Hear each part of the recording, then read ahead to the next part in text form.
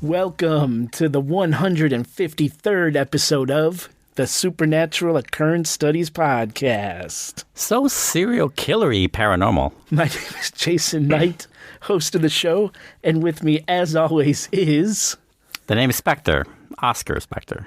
Producer extraordinaire and podcast co-host. Okay. You good? I think so. I said... Guys, this guy is jonesing. I got this new whiskey sitting right next to me in a glass. And I just said, like, hey, we should try it on air in our opening. And so the glass has been sitting there, and he's constantly going for it. How many times have I reached for that glass? Like 10 times. In the last 10 minutes. Yes. I just keep... Anyway, we're going to try this. Yeah. I'm really excited about it. But this is a take two for us. Oh, yes. So I didn't think you were going to mention it. Okay. Yeah, Long Island Serial Killer Part 2, The Suspects. We already recorded this episode last week. Yeah. I was not happy with it. No, you weren't. I did not like the way I came out on it. I was very upset. I remember you said that. I didn't think it was that bad, as you said, but you are your own worst critic. And I didn't argue with you either. I'm like, yeah, let's do it again. No big deal. Yeah, and I appreciate that. Yeah. I felt bad. You came all the way up, and I wasn't on my... Well, the trade-off is I get to drink your booze and whiskey, so, like, I'm fine with it. Oh, yeah, fair enough. It's the least you could do. It's a long drive. I don't know. I came into that episode kind of with a chip on my shoulder. I was a little angry at life that day. Yeah, and it kind of carried over into that recording. And I like to be one take Jay. You call it I wasn't one take Jay. There were edits and fuck ups and. Oh yeah, there was one fuck up that we had to edit around. If I were to do that show, yes, one's enough. So here we are again. Right. I'm really excited to finally get into this episode. I know you took more notes. Yes. To ask more questions and or theorize even deeper on this episode. Yeah, I was even taking, you shouldn't do this, listeners, but I'm not a professional, but I feel like I am. Some of these notes I took while I was driving my way here. I'm just going to scroll for you how much notes I took. Okay. From the very top. Yeah. 1, 2, 3, 4, 5. Holy shit. Up to 5. So far, that's 5 good swipes. Up to there. So 6 swipes. Yeah. On your screen. Holy shit, dude. Yeah. That's what I'm talking about. Well, I do have the benefit of the doubt. I do have the hindsight of we did shoot that but we did record that episode. This is a take 2, so I already know the information going in. So it helps that I have all these new things. So not as cold as usual. Right. Cool. I'm usually the odd man out and figuring it out for the first time, like our listeners, along with them. So and I'm in the moment thinking of questions, but oftentimes you think of better ones after. Always. This is the after. This is why I thought of more, because I have more time to think about it, process, ruminate. Good. Then this should be a really good... Ruminate. That's not a word. Ruminate. I think I put reminisce. Reminisce? Yeah. I like it, though. Yeah. I understood what you said because I just glossed right over it. Because English is whatever. English is whatever. Yeah. It's a weird contextual language. It doesn't even really work. No, that much. Yeah. Incredibly confusing language. What else? So Thanksgiving came and gone. That's right. Happy Thanksgiving, motherfuckers. Belated Thanksgiving, yes. And yeah. There we go. That's it. I tried to... I got nothing. I don't either. To me, Thanksgiving is the in-between holiday between two better holidays. See, I really enjoyed Thanksgiving. I know you do. You came up here for Thanksgiving. Oh, that's right. The first time ever. First time ever. Like, I've seen you in a lot of different times. Like, I think I've seen you for New Year's. Yes. Oh, yeah. I never seen you for Christmas, but that's a very family thing. I haven't broken that barrier yet. I've seen you for 4th of July many times. Yeah. Halloween. Yep. Bunch of times. Halloween a bunch of times. Many times for that, too. It's just our first Thanksgiving. It was very nice. It was very nice. Yeah. We're still drinking. The wedding is in June. The wedding registry is at Crate and Barrel. Right. And linens and things. We mainly want the things. I don't think either of those stores are still open, are they? They can't be. I don't know. That's fine. I've never been to any of them. We totally dated ourselves on that one. Well, we are dating. Oh, my God. This is going to be... I have almost 40 pages. Yes. This is going to go off the rails quick. Yes, it is. So, yeah, Thanksgiving was great. Glad you came up. Here we are going to release this episode sometime in December before Christmas. It will not be after Christmas. I promise that. Do you, real quick on Thanksgiving, what are your thoughts? It seems to be like your thoughts on Thanksgiving is to always have a turkey, right? Yes. You're very pro-turkey. Yes. Why are you pro-turkey? Oh, it's simply tradition. Right, okay. That's so all it is. I figured as much, because you didn't watch football either, but I know you're not a sports guy. I'm not really a sports guy. Thank God. Honestly, I wouldn't come here if you expected me to watch sports with you. If the Bears are playing, if the Packers are playing, if New Orleans is playing, I'll watch for sure. But I cut the cord, so it's very hard to find Thank God. live NFL games. Pro for me. So often We saw Charlie Brown's Thanksgiving, though. Oh, we did. Did you stay and watch that with us? Yes. Yeah. And yeah. Jason versus Michael Myers thing. Don't walk. Oh yeah. Don't. Oh, the Jason Michael Myers one. Right. What the fan. I'm trying to think of what it was called. Doesn't matter. People can look it up. I would like them to look it up because it's good. On YouTube. Just Jason versus Michael Myers. Yeah, okay, there you go. YouTube Jason versus Michael Myers. I don't know the name of it. It's a fan-made film. It is fantastic. It's fun, yeah. It's a lot of fun. Pretty much Hollywood quality. And there's also one called Never Hike in the Woods Alone. Never Hike Again? Never Hike in the Woods Alone, I think. Oh, I don't know. Which is another fan-made, two-part fan-made Friday the 13th. Friday the 13th, right. Fantastic. Just fantastic. Anyway, the reason I was asking about the turkey is because I was listening to, I listen to other podcasts and or talk to people about Thanksgiving, around Thanksgiving. So that's a topic. And I've never liked turkey. It's a weird bird. I usually don't like it when it's made. I did like yours. Thank you. Did like yours. You're one of the very few that made it well. Oh, I appreciate that. But ultimately, and I heard this in another podcast. I'm not going to name them or whatever because that's free advertising for them. But and they're good. They're doing good, by the way. They were like, we never do turkey. That we do ham or we do something else. And the reason is because turkey is just so hard to get right. It could go wrong so often. Yeah, it could. Whereas other meats are much easier to deal with, and you have way more options to taste. And that, I feel you could get the same result with less effort. And I'm like, I like that. And so that's why I want to ask you about it. It's purely tradition. I enjoy cooking it. I like working. I think I worked on that one for like 6.5 hours. And it's constant monitoring and basting and making sure the heat is right and that skin is getting crispy and you're getting the drippings underneath. I did like the skin. It was good. The skin, yeah. Like people in my family fight over the skin of turkeys. I saw that. I saw a little bit of that. I had to take it without anyone. I didn't ask. I just took it because I'm like, I'm not going to wait. I'm not going to give anyone else his turn first. You kidding me? Yeah. Well, I'm glad you liked it. And we're still drinking your horchata. Yeah, I saw that. It doesn't have a high shelf life, right? Uh-oh. Better drink it fast. Well, Thanksgiving. It's about as long as milk is. So we got to finish it quick. Yeah. Okay. Really good, by the way. Fantastic. I'm glad you like it. Your horchata is very good. Thank you. But speaking of drinks. Right. Let's get into this. So what do we have here? All right, so I couldn't find this anywhere in any of my stores. So I ordered it online. I paid probably too much for this. But it's Bardstown Bourbon. Mm-hmm. And it's their collaborative series. Now, I found out recently, about 2 or 3 years ago, the Pritzker family bought Bardstown Bourbon. Pritzker is... famously for those sprinkler systems. No. Pritzker sprinklers. He's the governor of Illinois. Sprinkler pretzels. So his family... Oh, no, he does pretzels. What the fuck are you talking about? Is that a thing? Oh. I'm just playing with the name of some ridiculous name. God.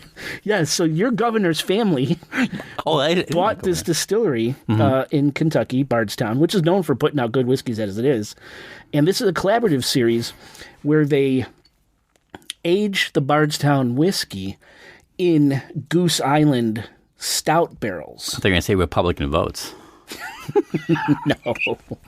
No.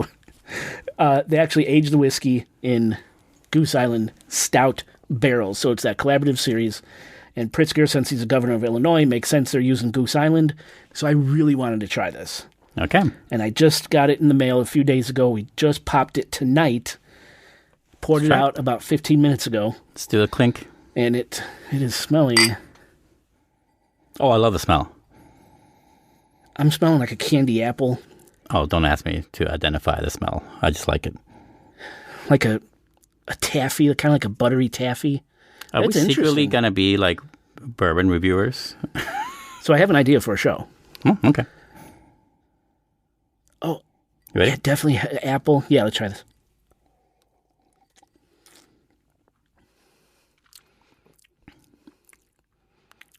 Baking spice. something else there. I feel it more on the way down. Sure. I feel it right here.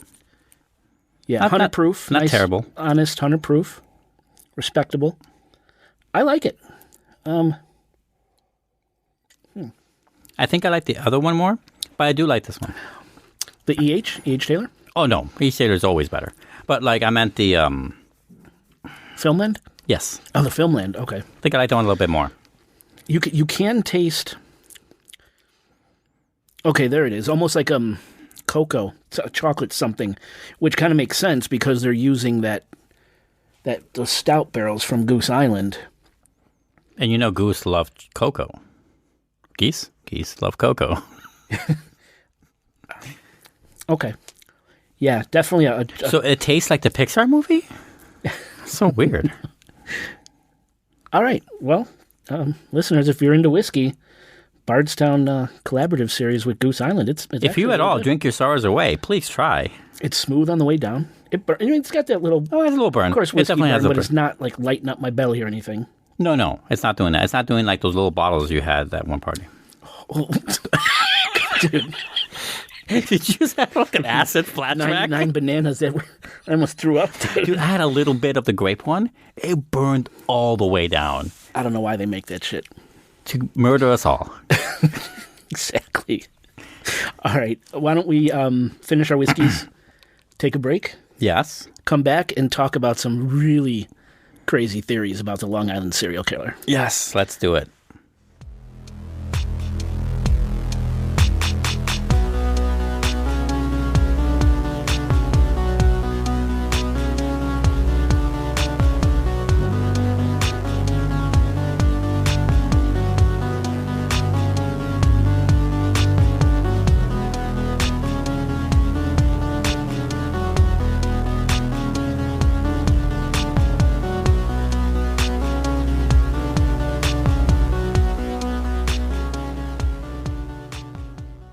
Listeners, welcome back to the show.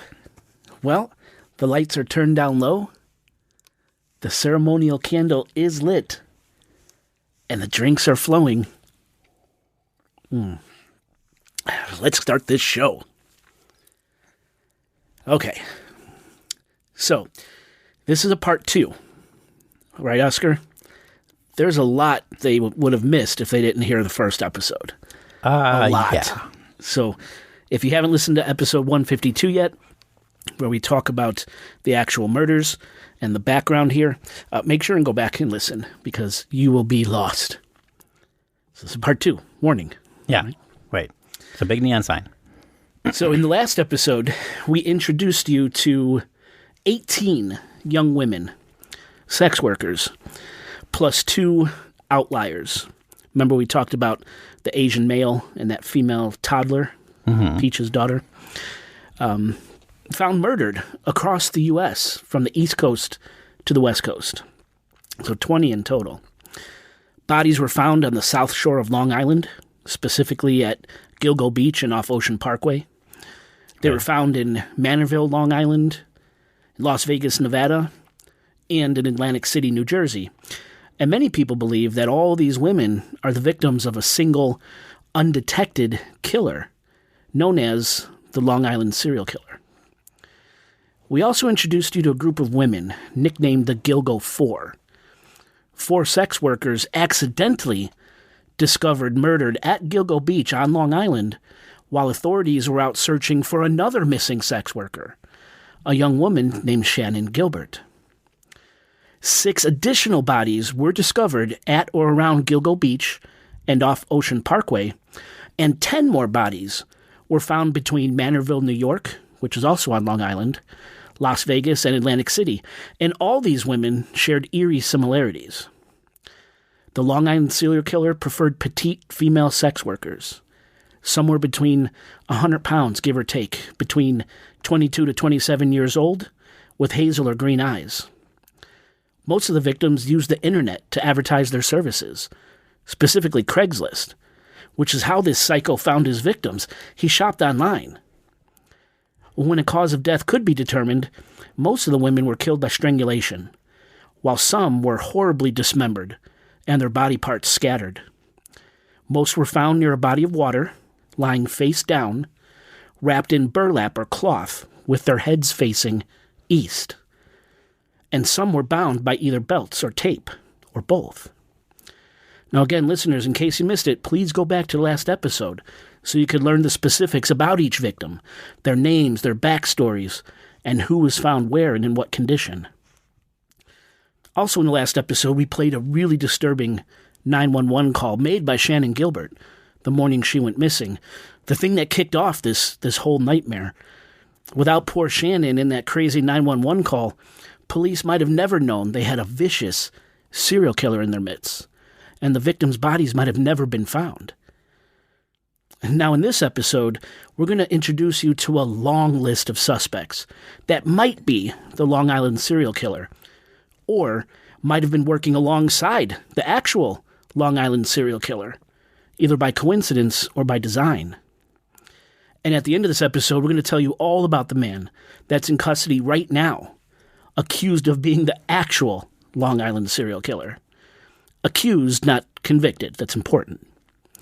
Now, mind you, a lot of what we're going to talk about tonight is only theory and speculation, but it's also incredibly interesting. And the fact that all this is still unfolding, that we have no idea if police really have the guy responsible for murdering all these women in custody, makes these theories even more interesting to play with and talk about. Mm-hmm. So let's get into these theories and see if any of them make sense. Yes, I really can't wait about it because I had a lot of notes. The first episode on part 1, mm-hmm. which I assume everyone listening right now has listened to that already. Especially, I have a lot on Gilbert. I have a lot on that phone call relating to some of these suspects we're going to talk about. I think 2 or 3 of them it touches really on. And that'll hopefully springboard other talks as well. But they're all centered on the victims, of course, and the times and the locations of when they were missing and so on. So, can't wait to get into it. Awesome. Well, to start pulling... Oh, and, before we begin really getting in here, go to the show notes and check out photos. Again... Oh, yes. I have a ton of photos there of all these suspects. And I think one new victim, one possible victim, is there in the show notes. But yeah, go ahead and follow along. As Oscar, you said last time, this is an interactive show. Right. So go and check out those photos. It's like a pop-up book, but for podcasting. And murder. Okay. So to start pulling at threads, we got to look at that Oak Beach Association, where Joe Brewer lived and where Shannon Gilbert went missing in the early morning hours of May 1st, 2010. I mentioned in the last episode that Oak Beach Association was a secluded private community, right? Mm-hmm. Well, apparently this is kind of an understatement. It's more like its own little country back there, with lots of privacy and apparently lots of secrets, filled with people who don't really like outsiders. Oak Beach Association even had its own weird little doctor security guy, someone we'll talk about in a little bit, definitely someone strange. Now, we also mentioned last episode that Joe Brewer, the man that hired Shannon, was cleared of any wrongdoing. He's not a suspect officially. Brewer was just some dumpy, unemployed finance guy looking for a good time. In fact, when he was questioned by police, Brewer said he didn't even plan on having sex with Shannon that night. He just wanted some female company. Which I call bullshit immediately on because, as we are well aware, hopefully you're well aware, unless you're outside the country and you're not aware, you should know that prostitution is illegal in this country, mm-hmm. except for 2 counties, of course, being in Nevada. That said, though, that's when you're asked a question by the police whether or not you hired someone or you paid money for sex, your answer should be no. So my thinking is that he's just covering his ass. That's what it seems like to me. When you're saying you're looking for a companionship, totally that's what he said? Yes, he just wanted companionship. That's what everyone says. That's what all the websites say. That's what you say when you get asked that question, especially by authorities. You don't say, oh yeah, I'm looking to the old and out. You don't say that. It's so rough, so wrong. So wrong. Yeah, I got that from A Clockwork Orange, by the way. That's right. They say that a bunch in that movie. Sorry, folks. That sounds really terrible to say, but I said it. And it's obviously, this guy is covering his ass. Now, whether or not do you buy lie detecting tests as a solid means? Well, they're not admissible in court. Okay. So, but it does kind of get police to move off of somebody. Okay. Or to push harder on somebody if they fail. But it's not admissible in court. So it's not. So they just use it as like a way to start something. Yeah, it's if someone fails a lie detector test, the cops know to dig in. There's something going on. If they pass, I guess we got the wrong guy. Move on. And according to what's out there in the news now, that's what happened with Joe Brewer and Michael Pack, that they both passed lie detector tests. And you buy this? You're fine with it? As a person? Are you asking if I think Joe Brewer had more to do with it than he claims? That was my next question. But no, I mean, in general, you think this is an okay way of doing it? I hope there's more to ruling out Joe Brewer than just and Michael Pack than just the lie detector test. I hope they have solid alibis. I hope there's some sort of evidence that ruled them out, because otherwise they should be looking, because that's where she disappeared from. And like you said, he definitely They were right in the middle of that storm. Yeah. I mean, they're at the eye of the storm, exactly. And like you said, he's just giving an excuse. Of course he hired her to fuck her. I mean, that's what he did. Right. So I hope there's more to it than just a lie detector test. Did they ask him that question in a lie detector test, and he's had the same thing and it worked? Like, I'm curious. Like, well, yeah. You know what I'm saying? I mean, if they ask him flat out, did you kill Shannon? No. Well, checks out. All right. But What did do he you have do from something there? right? What did he have something to do with it though? You know, Right. and you ask, well, yeah, I get. We don't know the questions either. We'll never know that. And I was just going to say, I wish we knew and we'll never know. Because again, this is not even admissible in court. I highly doubt that they even have records of that kind of thing. You know, they probably make up the questions on that day. You know, it's not like it's probably not well thought out. And I'm sure there's a record of it somewhere. We'll never get to see it because he's not in court. So Right. There's no reason to release that stuff. Right. I think the most that they might go to court, he'll go to court is only as a witness. That's just the most we'll ever see him involved, right, in the future. I mean, it makes me curious about it, because lie detector, like, that's it. Like, I'm not saying they're super easy to beat. I'm not saying that I've never been on one, so I don't really know. But I'm really bad at testing, though.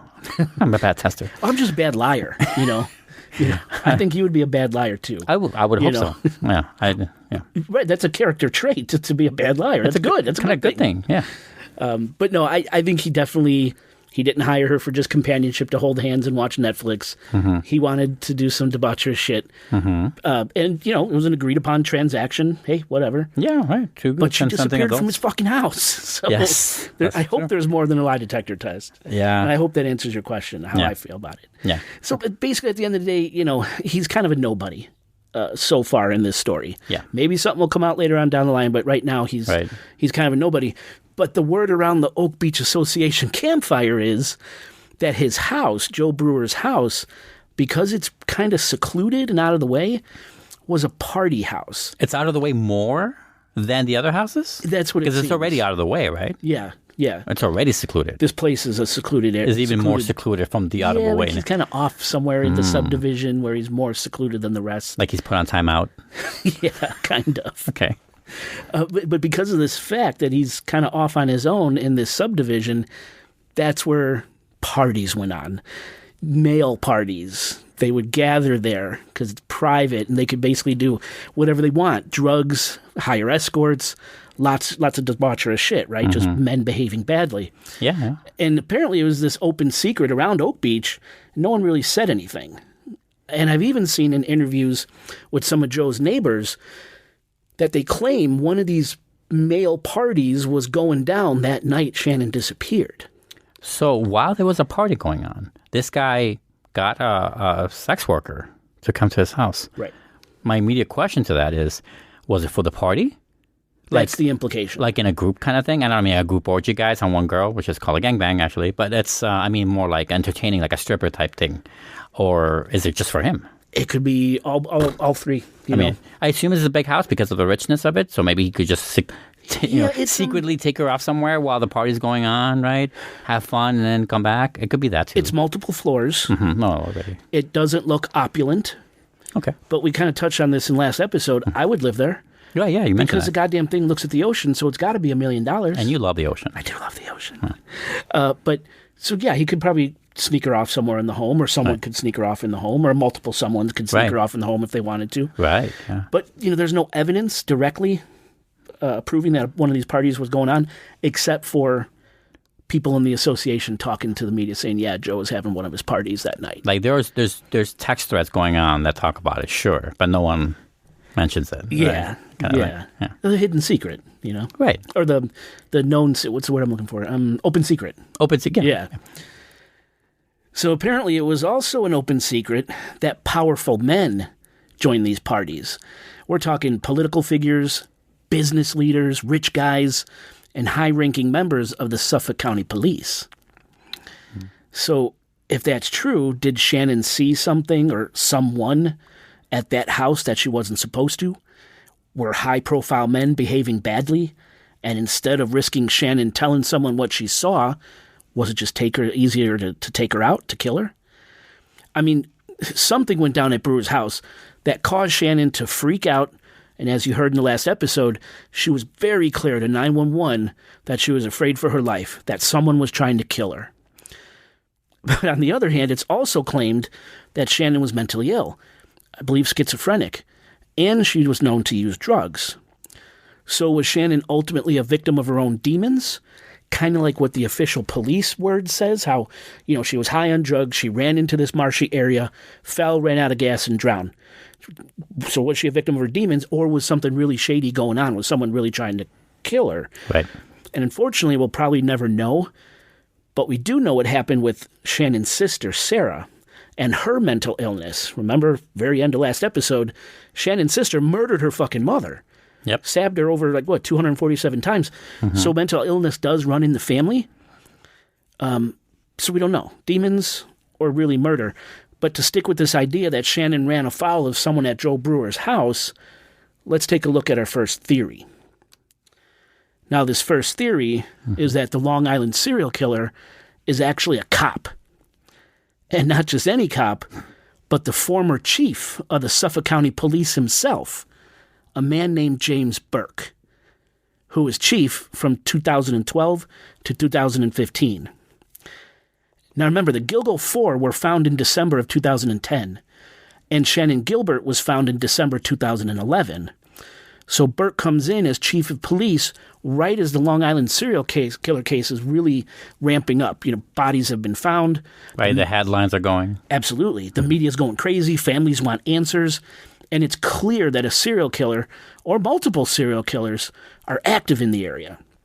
And what a perfect time for a brand new police chief to jump in and give it his all to solving the case and really make a name for himself, right? But that's not what happened. In fact, it seems James Burke went out of his way to derail the investigation. And critics have long claimed that Burke set the Long Island serial killer murder investigation back by years by refusing help from the FBI.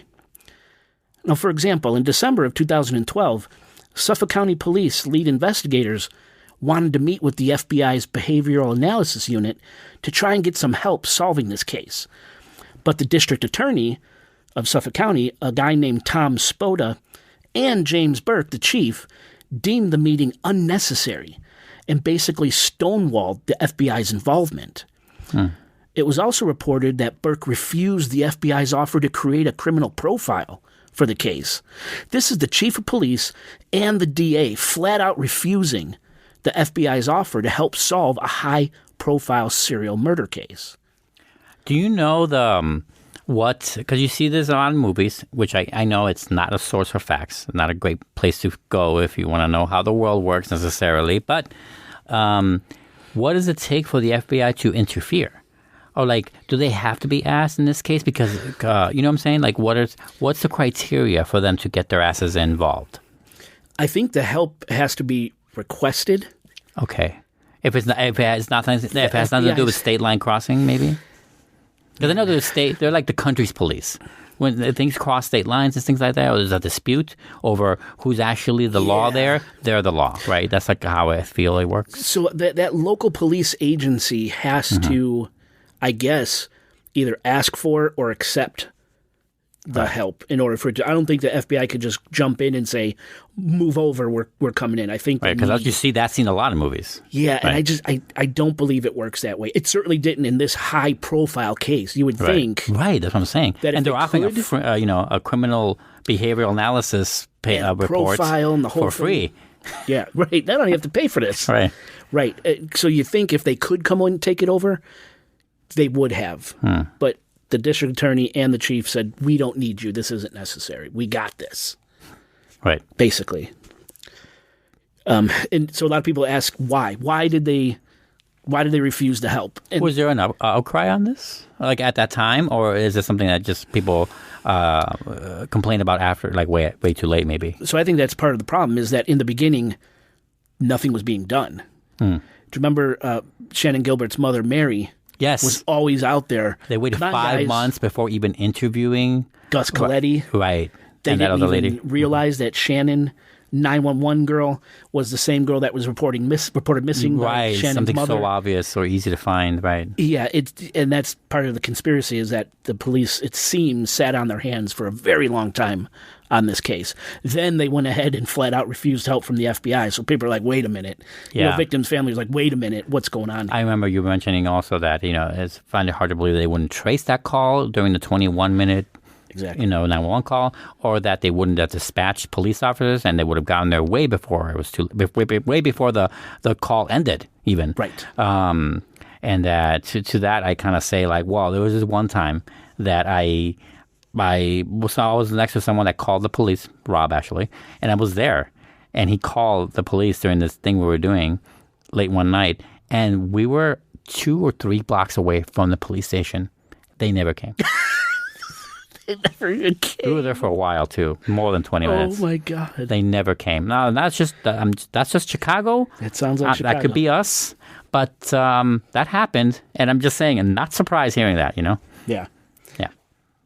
Yeah, and part of the reason could be that the police took so long to get there is because the dispatcher was trying to figure out what county she was calling from. Remember, I remember that. 2 different counties. That could be the reason, but man, I don't know. 23 minutes is a long time. Plus, they were getting multiple calls from neighbors. You think someone had said, all right, just someone get out there and check this out. Yeah. I also have a question about her mental illness, I guess. Yeah. Her mental check stuff. Because there's a history of it for sure. I'm not saying that, just because one member of your family has schizophrenia doesn't mean that everyone has it either. But she could have a version of that or something. I can buy that completely. I'm not saying that. I remember in the first episode, 152, guys, that we talked about how there was no drugs found in her system. Exactly. If she is someone that has mental health issues, then most likely she's getting it treated daily, something that she takes in daily. So was that... Did they test for something like that? Did they find that?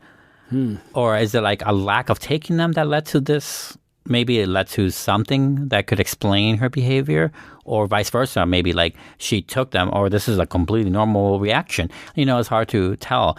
But the fact that there was no drugs in her system, if she has some mental issues that requires drugs, like schizophrenia, she should be that should be shown on the autopsy. Yeah. Right. I read Dr. Michael Baden's autopsy report. Right. And it did not talk about any sort of Right. A regular medicinal That she was taking. drug use. Yeah, nothing. Didn't mention anything like that. Right, and we don't know, right? We don't know something we She don't could know have been yet. off her meds too. Well, we don't know. know? We don't know if she even had to take meds. True. Like we don't know how bad it is. It was. Sorry. If it existed. Right, or if it existed at all. Right. Yeah. I feel like in these kind of cases, it always seems to just like treat the victim as if they're sane. Why not start there and then work your way down? You know, right? Isn't that the very essence of planning for the worst but hoping for the best? Yeah, it is. Right? Like that's what bugs me. The whole thing is fishy. Yeah. And it sucks that we'll never know. No, we'll never know. Yeah. It sucks. So we were talking about James Burke. Yes. Sorry. No. And people ask, well, why did he stonewall the Right. FBI's involvement? It's because Burke isn't a good guy. This is not a good chief of police. It's crooked as fuck, actually. Oh. And as it turns out, so was the district attorney, Tom Spoda. But we're going to get to that. But now, as far as Burke goes, this is a guy that used to tell people that he wanted to become a cop so he could break the law. He's one of these guys. He said to break the law, not like break people's heads in. That's why he wanted to become a cop so he could break the law. Wow. This is the kind of person we're dealing with. So basically, Burke wanted to prevent the FBI from working with the Suffolk County PD so his own terrible behavior wouldn't be exposed. Because Burke he really likes prostitutes, like a lot. People describe him as this sex-obsessed narcissist, a short man with a Napoleon complex, who was known to have sex with prostitutes in his own service vehicle, in his own cop car. Wow. Where these women of less than, ideal character had access to his gun and his badge. I mean, I've seen a porn with that premise. That. Exactly. You don't do this. Yes. Now, his behavior actually made it to the press in lurid tales of his violence. Oh, really? Yeah, his violence towards sex workers were all over the media. There were allegations he threw women to the ground and had been violent with them during oral sex. And these allegations go all the way back to the 1990s, when there was an internal investigation into Burke's sexual relationships with prostitutes. He's been accused of shaking down crack dealers, then using the crack himself while banging prostitutes. He drove drunk and wrecked service vehicles and used his status to get away with it. He's like the Wolf of Wall Street, but worse. Yeah, just a puke of a guy, but he had powerful connections, namely that DA, the district attorney, Tom Spoda. And Spoda helped Burke rise through the ranks of the Suffolk County PD until he made chief of one of the largest police agencies in the United States. Despite his history of, let's just call it less than honorable behavior. Now, you may be asking, how did a guy like this get to be chief? And that's a great question, one that many people have asked over the years. And it all goes back to a relationship Tom Spoda, the DA, struck up with James Burke in the late 1970s, back when Spoda was just a young prosecutor and James Burke was just a punk, a 14-year-old kid. You see, back in 1979, Spoda was prosecuting an incredibly high-profile case of a murdered 13-year-old boy from Smithtown on Long Island, where James Burke lived. At the time, Spoda was known to strike deals with these low-level criminals in exchange for their testimony. And whether or not the testimony was factual seemed to sometimes take a back seat to securing a conviction. Now, Spoda secured testimony from a 14-year-old kid, a small-time weed dealer who bragged about committing 100 burglaries in his neighborhood. Just a punk heading down the wrong path. And this kid, of course, was James Burke. Of course. Now, Burke's testimony helped Spoda secure convictions in this murder case. And today, there are huge doubts about the accuracy of Burke's testimony. But Spoda got his convictions. And ever since, Burke and Spoda were inseparable. In a lot of ways, Spoda was like Burke's mentor. And he definitely helped Burke rise through the ranks of the Suffolk County PD and kind of insulate him from all his craziness. Now, ultimately, Burke's career ended in disgrace after he was convicted of beating the shit out of a junkie and a thief named Christopher Loeb, and then covering the whole thing up. You see, on December 14th, 2012, police arrested 26-year-old Christopher Loeb outside his mother's house in Smithtown, New York, for stealing a duffel bag from the back seat of a black GMC Yukon. The duffel bag Loeb stole contained items belonging to a cop: ammunition, handcuffs, mace, and a gun. But the duffel bag also contained stuff you wouldn't expect to find in a cop's bag. Sitting in the bag next to the standard-issue police gear were sex toys, butt plugs, lube, and what the media described as, quote, possibly illegal pornography. Like videos and shit? Like Yes. tapes? Yes. Ah. Here's the kicker. Guess who the bag belonged to? Fucking Burke, I bet. James Burke.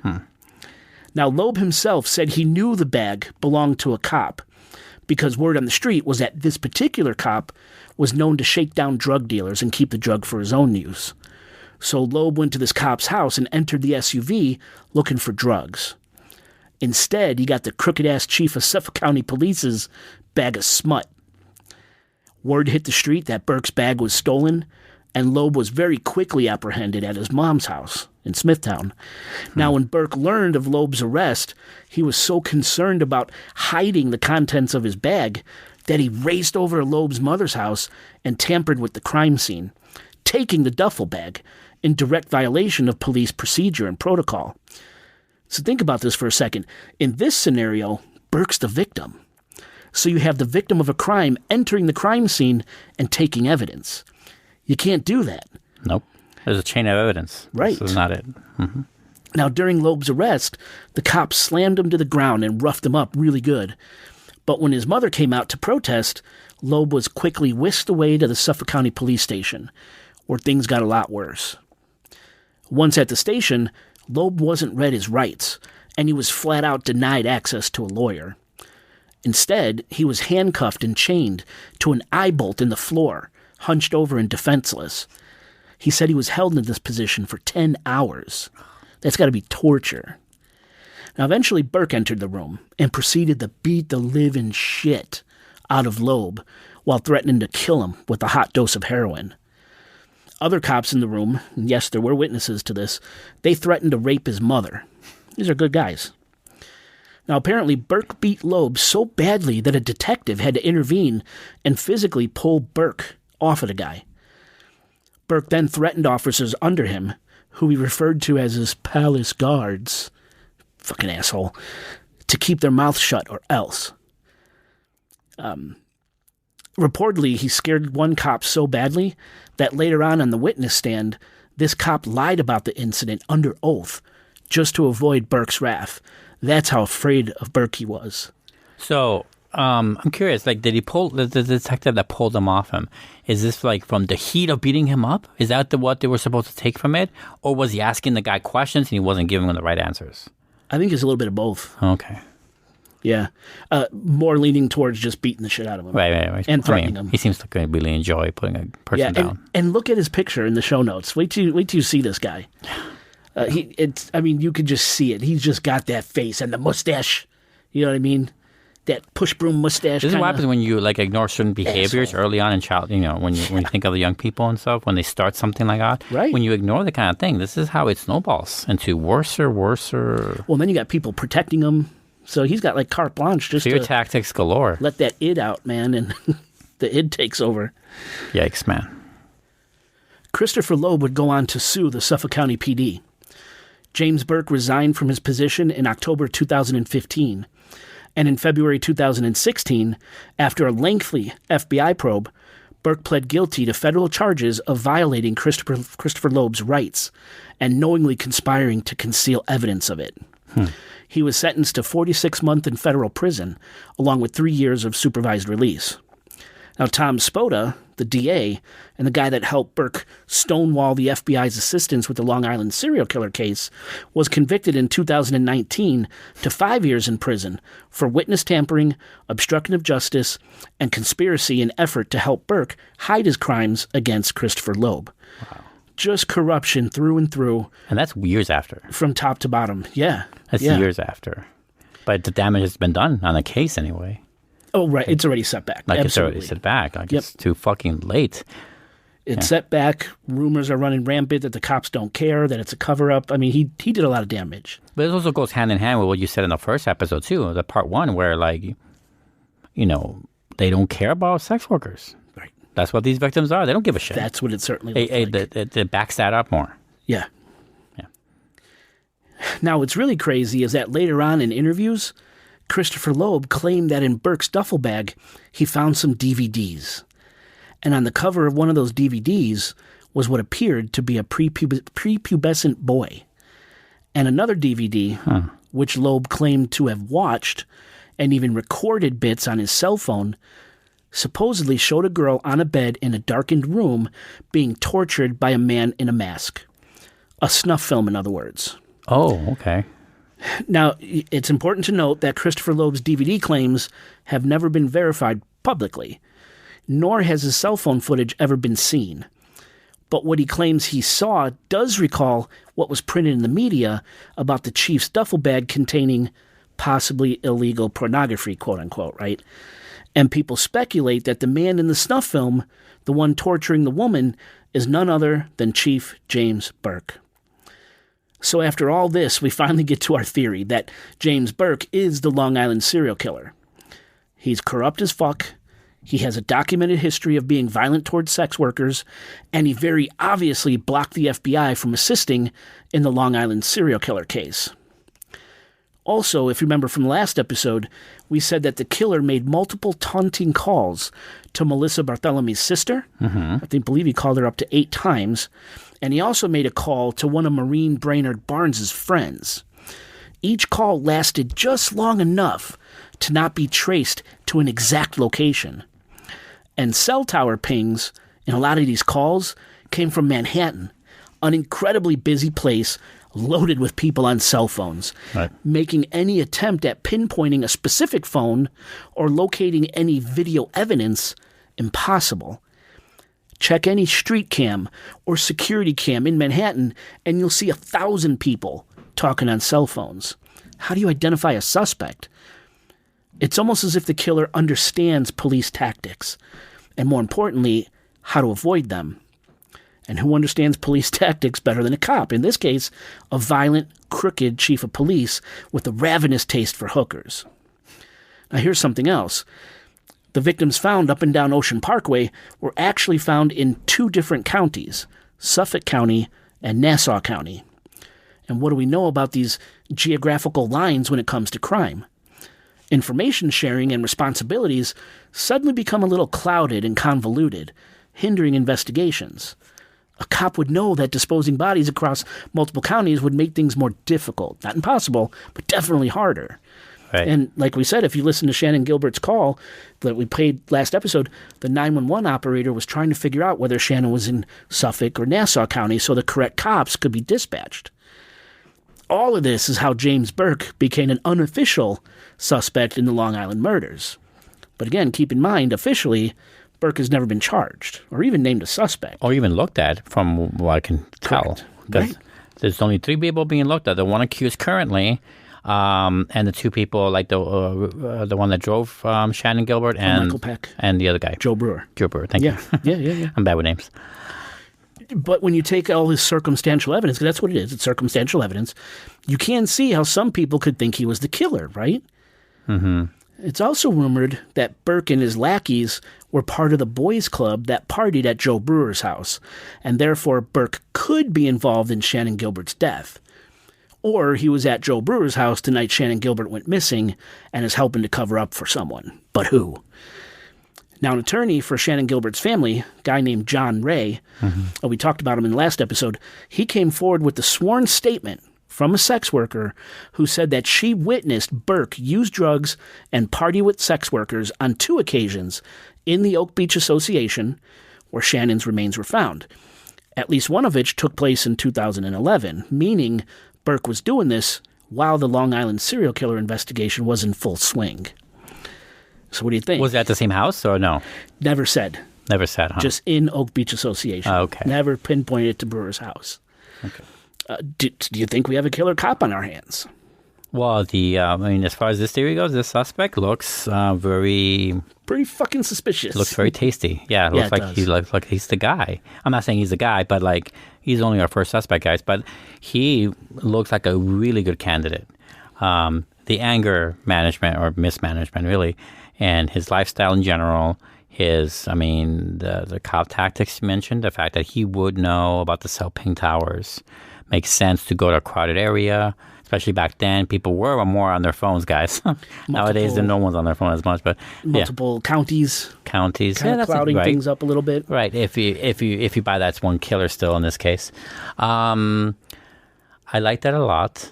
Obviously, I know some more than you guys do at this current time, but it makes.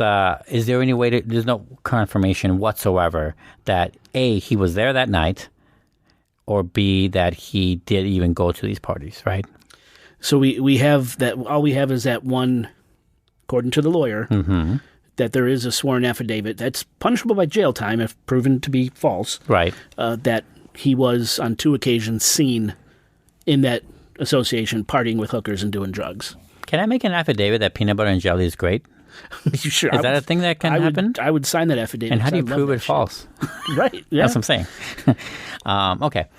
So, well, that is damning, and that's pretty cool. I mean, obviously, no one, even an affidavit form, I doubt that people will still take the word of a sex worker that seriously, probably, but maybe not. I don't know. I like that. I think. I mean, he sounds pretty legit. Yeah, not to mention, I mean, you didn't even talk about his documented violence towards prostitutes that he was under investigation for. Well, that's the thing, is that kind of thing, even if he still remained to be a cop, which obviously he did back in the 90s, or was it 80s? 90s, right? Well, I mean, he resigned in the... No, that first thing, that first incident. Oh, that was in like the early 90s. Right. So, I feel like that kind of thing should immediately make you unable to run for chief. 100%. You know what I'm saying? That alone. But that gives you an idea of how this Blue Boys Club gets along in Suffolk County. I do also he's very cavalier too, because crooked top to bottom. He's very cavalier about it. You could tell he does it all the time. He probably flaunts it a little bit. He doesn't give a shit. You talk about the little lords. How he talks about his palace guards. Palace guards, Palace guards. How he refers to them in probably public, without a care about it. He's like a Kevin, like a male Karen, right? He just looks like a huge on top of all that, right? Yeah, one of those, right? I feel like also because of that, I feel like he would be more dumb, like a dumb person. But also I can see him making those calls to those people's families, Barnes's and Barthelemy's. The taunting. Yeah, the taunting. I can see him doing that, like a bully thing. Yeah, maybe. That feels right with this guy. I haven't seen a picture of him, of course. You guys can do that in your show notes. I don't have the show notes because we're making the show. But I don't know. I mean, this guy's such an asshole. I kind of like him for it right now. So right now, you could buy into a killer cop theory. Yeah, okay. Especially if he was there at the party, which I can easily envision. I wonder what day of the week that was. I don't know. We don't. We could easily. I don't even think that matters. People can party whenever day of the week, but especially if you're, because according to the news reports, Joe Brewer was an unemployed finance person. Yeah. So you don't have a job. You could party 7 days a week. Yeah.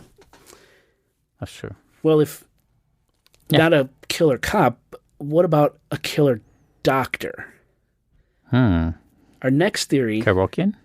No. Okay. Next theory, we're going to talk about a really strange guy that might be a suspect, at least in Shannon Gilbert's death, and maybe more. I'd like to introduce you to the former head of the Suffolk County Emergency Medical Services, Dr. Peter Hackett. So this isn't a schlub. This guy was the head of Suffolk County Emergency Medical Services. Now, as I said, Dr. Hackett, he's a strange one. He lived in Oak Beach Association for a long time. He raised a family there. And he was kind of this big shot around the association. He acted as the association's emergency services guy, because he's a doctor, and he acted as their security guy. So anytime something went down at this association, Dr. Hackett was involved. Now, not only does Hackett's backyard butt up against the area where Shannon Gilbert's skeletal remains were found, like you could literally see where her remains were found from this guy's back porch. Not only that, but 2 days after Shannon went missing, so on May 3rd, 2010, Dr. Hackett called Mary Gilbert, Shannon's mother, and he told her that he, Hackett, runs a halfway house for girls that want to get off the street, and that Shannon was at his house the night she went missing. Dr. Hackett allegedly told Shannon's mom that on the night Shannon went missing, she was in distress, so he treated her, and he medicated her, and he said she left with her driver, Michael Pack, and that he, Hackett, was calling because he was worried about Shannon. Now, obviously, Mary Gilbert, Shannon's mom, she was just floored by Hackett's call. So she sends her daughters, Shannon's sisters, out to Long Island, to Oak Beach Association, to Dr. Hackett's house. But when the sisters confront him, Hackett flat out denied ever calling their mother. He denied ever interacting with Shannon the night she disappeared, denied medicating her, and he denied running a halfway house for wayward girls. However, phone records provided by Mary Gilbert proved Hackett did call her on the date she said he did, on May 3rd, 2 days after Shannon went missing. So we know Hackett made the call. We got the proof. We know he's a liar. We just don't know exactly what he said. There's no record of the conversation. So all we could go by is what Mary Gilbert claims he said. So in Mary Gilbert's eyes, if Hackett is lying about making the call, what else is he lying about? In fact, Mary was so convinced that Dr. Hackett had something to do with her daughter's death, Shannon's death, she filed a wrongful death suit against him, claiming that Hackett's treatment and medication ultimately led to Shannon's death. And if you remember, when we talked about the second autopsy on Shannon's remains, the one conducted by Dr. Michael Baden, he said a small hole was found in Shannon's hyoid bone. Remember that? Yes. Could this small hole have come from, say, a syringe? Like Hackett ejected something into Shannon? Now, it's important to note that the police do not consider Hackett a suspect, but Hackett was known to treat his neighbors and provide them with prescriptions, some prescriptions in the form of injectables. And at times, Shannon certainly sounded drugged in the 911 call we played last episode. And Dr. Hackett would have the means and access to drug Shannon. I'm telling you, this guy is weird. I watched this one video where an interviewer from Crime Watch Daily tried to corner Dr. Hackett and ask him about the allegations that he had something to do with Shannon's death. And I swear to God, Oscar, Hackett on camera fakes a heart attack in an attempt to throw off this interviewer. He screams, he grabs his chest, falls to the ground. And when the interviewer says he's going to call 911, Hackett refuses, saying that if anyone calls 911, he'll just refuse service because he's a doctor and he knows what's going on. Is he Pierce Hawthorne from Community? Dude. Faking heart attacks now? Okay, so I'll leave a link to this video so you guys can see it. I'll even put a timestamp where to start watching this video.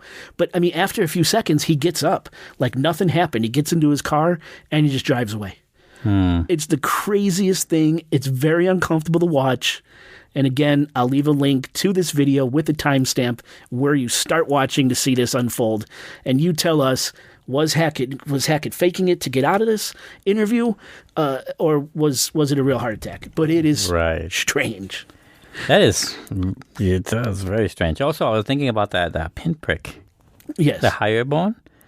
I forgot the very simple fact that Battens was the second person to autopsy her. Yeah, Baden was the second. Yeah, because remember, the first autopsy done by the Suffolk County Medical Examiner said that she wasn't murdered, there was no violence, death by misadventure, but no drugs in her system, but cause of death undetermined. The official cause of death was undetermined. So her family's like, we need another opinion. Right. So they hired this Dr. Michael. I wonder if somehow during that first autopsy or somewhere within the window of time of her body being found and Dr. Batten getting the body to examine again, could she have been injected there? Or could that body been disturbed in some way? Oh, during the first autopsy? Yeah. To make it look like something was done? I mean, theoretically, I guess it's possible. I mean, I don't know what that would do or lead, especially since Sheriff's County White is in charge of this case at the time, the asshole Burke.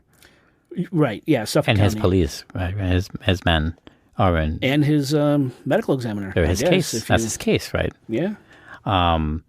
It seems like could it have been injected post-homies or something taken out? I don't know. I'm just saying. It seems very... I didn't think about that until right now about that if that is an injection spot, if it is important, that little dot, right? Yeah. That puncture, could it have been made after she died? You know. Again, I guess theoretically it could, you know. Well, I also don't know what would have accomplished. Was something that'll fuck up Dr. Batten's examination. That'll be the ideal. Well, he's the one who found that hyoid was actually cracked. And it had that puncture. Well, the crack and the puncture are two different things. Yeah, right. But it shows violence, according to Baden. Yes. Which negates what Suffolk County Medical Examiner said, that there was no violence to her. Yeah, I had a theory about that too, that bone, because you said it was cracked, and then it's something that looks like it was a needle. Doesn't have to be a needle. No, it could be something else. I figured, like, what if she, while being strangled, choked, which we know this serial killer loves to do. Yes. Maybe this time, like, he had a ring facing the wrong way, or something else was obstructing and punctured her. something else could have pushed that far in, some sort of point. I don't know if he was holding keys. Think of what could do it, and like maybe during the strangulation, this thing that looks like a needle injection could be made something else while the strangulation was happening. I was thinking about that as well. Yeah, it's possible, I guess. Mm-hmm. Anyway. Yeah. It's crazy. It's crazy. Yeah. Now continue on with Hackett. Shortly after Shannon's body was discovered, Hackett sold his house and moved to Fort Myers, Florida. Now, and I don't think that's too suspicious because, he's got the media on him. Shannon's family's visiting him. His name's being dragged through the mud. So he moves, his family to Fort Myers. But that just adds to his strangeness to a lot of people.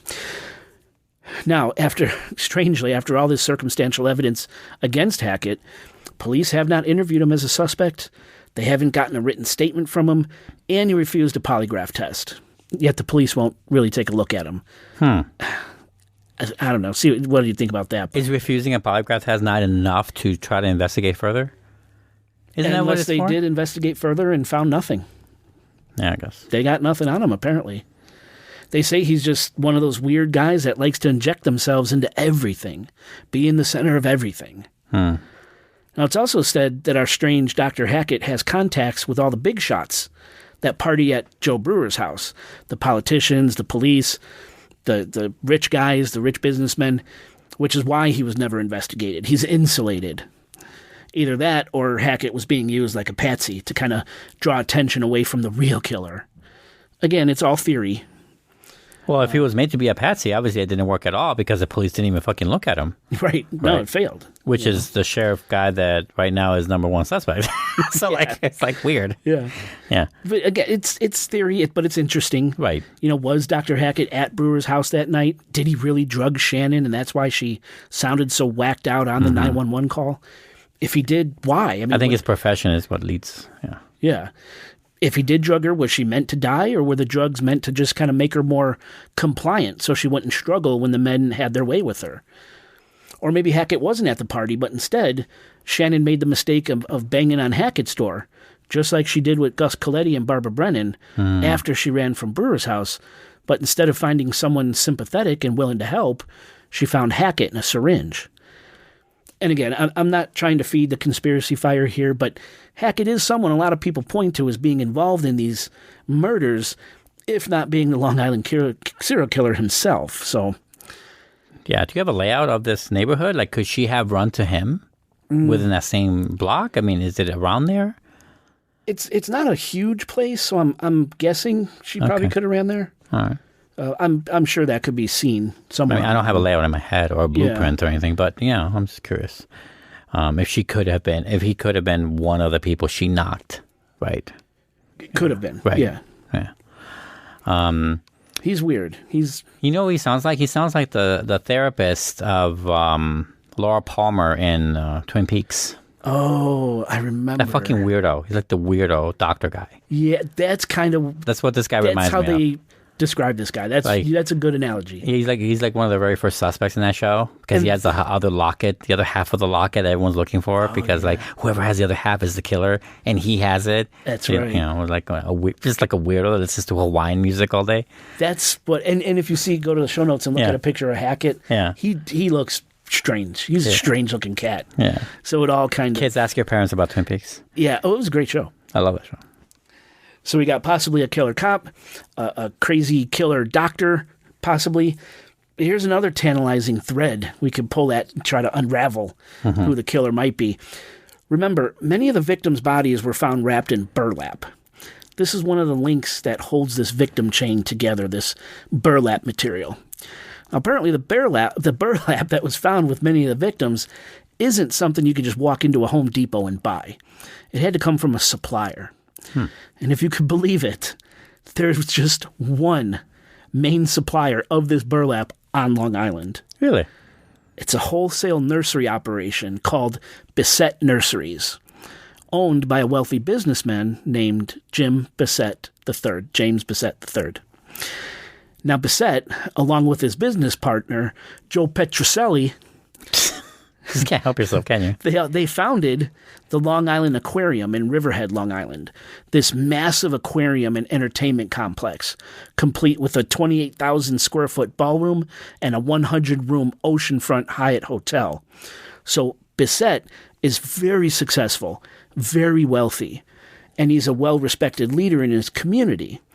People describe him as a wonderful person, a captain of industry, a visionary, and someone that everyone loved.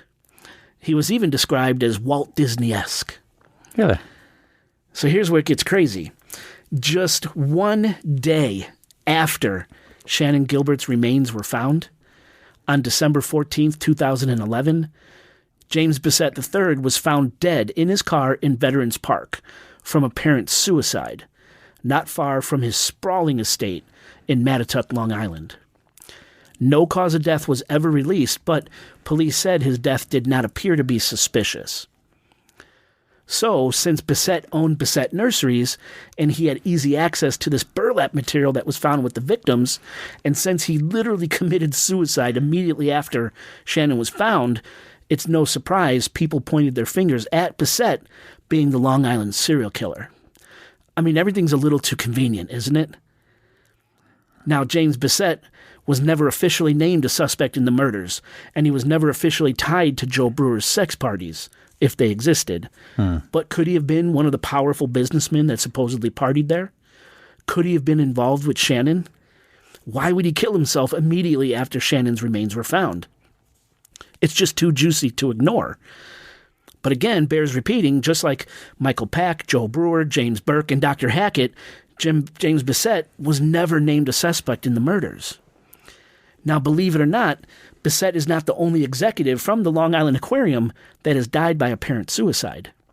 Robert Lanieri, the food services director for the Long Island Aquarium, was found dead of an apparent suicide on June 13th, 2013, just 18 months after James Bissett's suicide. Not a lot of information is available out there at all on Lanieri, and an official cause of death wasn't released. But, man, either the aquarium business is a lot more dangerous than anyone could have imagined. Or stressful. Yeah. Or something really fishy is going on with this story. I couldn't help the pun. What do you think? So, obviously, I don't think he is the killer. I mean, I think I say no. I think I say hard no on this guy, mainly because dramatically, cinematically even, and there's no cinema here, it feels like a letdown if this guy were to be the guy. Really? It's a letdown? The because he's dead already. Oh, I see. Because he killed himself. Nobody knows anything about him. I think the real question here is like to figure out how that it's a coincidence. Maybe that he committed suicide at this time. We need to know contextually what's going on in his life. Yeah, absolutely. To really bring some more light into what happened that day or what led to that day. Beyond that point, the most obvious question I had while you were telling me that fact is that a day after Shannon's body was discovered, was it already in the news that fast? Did everyone know, or was it just police that knew? I'm pretty sure it was in the news by that point. Okay, then if it was, then yes, he could have heard about it. Yeah, okay. I was curious. I mean, that seemed pretty fast. I know I see that a lot in movies. I don't know how accurate those movies are, but let's think about this here quickly. This is a small. This is that's true. A small club area of people. Like, yeah, you're right. I'm not saying Bissett is part of the club, quote unquote. But there's a Facebook group. Yeah, there's a text thread, a WhatsApp conversation going on. But again, you could see where Shannon's remains were found from Hackett's porch. Right. So the association would have known immediately when that body was found. Word would have got out like that. So even if it wasn't in the media immediately, word would have gotten out instantly because everyone saw it. Amazing. Armchair sleuths, I can see that being a juicy thing. Like he freaked out, killed himself.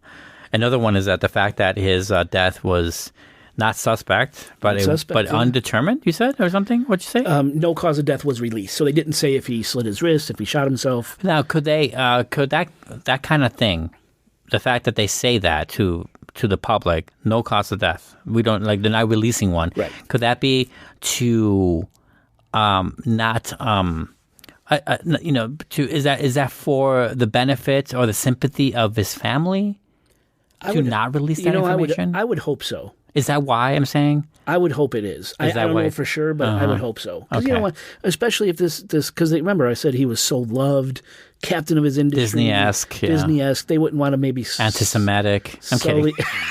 Really hated Jews. Right, what? just left and right. Where left did and that right. come from? Right. I would hope it would be for his family. Right. But it could have been pills. They never said. But what they did release is that it wasn't suspicious. He wasn't murdered, in other words. You know, it's funny because he does feel third fiddle, though, to the doctor and to Burke. As far as people that are closest to this guy, to this case, I mean. And by this case, I really mean to Shannon Gilbert. Because we mentioned on the last episode, she's the unsung hero because we know the most of her. She's the only victim we heard her voice. The only victim that led to all the other ones. The most latest victim because of that. In many ways. Mm-hmm. So, like, she's pretty important, right? Almost 100%. Oftentimes the last victim that catches the killer because it's the last one, you know. So I feel like because Burke was closer, not closer for real, I just mean that closer in the circles, you know, dealing with sex workers left and right, beating the shit out of them, sex workers, being violence, in parties, being in these rich parties in the area, possibly, most likely. Like, it's circumstantial in the sense that we don't know for sure because we can't fact check something like this. But also the fact that they were in charge of the investigation makes me feel like, is that why they didn't pursue the good doctor from denying the lie detector test? But could that also have led to maybe Bissett realizing like, oh shit, I know the customer that buys my burlap sacks, and he gets killed. Yeah. Like he gets a whole bottle's worth of his usual medication to kill him off, you know, or something like that. We don't know. And it makes you really open up the can of worms of possibilities that how much more evil this thing could be. Which obviously the more evil it sounds, the less likely it is because reality is weird that way. We're more brutal in reality, but not really quite that evil. So it makes you ask these questions, and it sounds more ridiculous as I ask them, but all these three are connected in a way, right? Yeah. They're really connected. Well, and they found him at that Veterans Park in Mattituck. Mm-hmm. Mattituck is in Suffolk County. Okay. So who would be looking at that murder, that crime scene? Well, yeah, the bad police Suffolk and his County. Bad cops. Not saying that all of Suffolk County police are bad, right? But definitely not just one either. There's a track record here. It's not just one.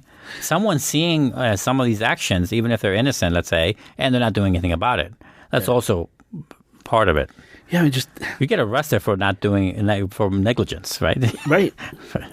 But if these, you know, someone who's in the know will say, put a gun in this guy's hand and made it staged a suicide. Oh, right. We don't even know what it. Oh yeah, it was suicide. We don't even know if it was medication suspicious. Or a gunshot. We don't know shit.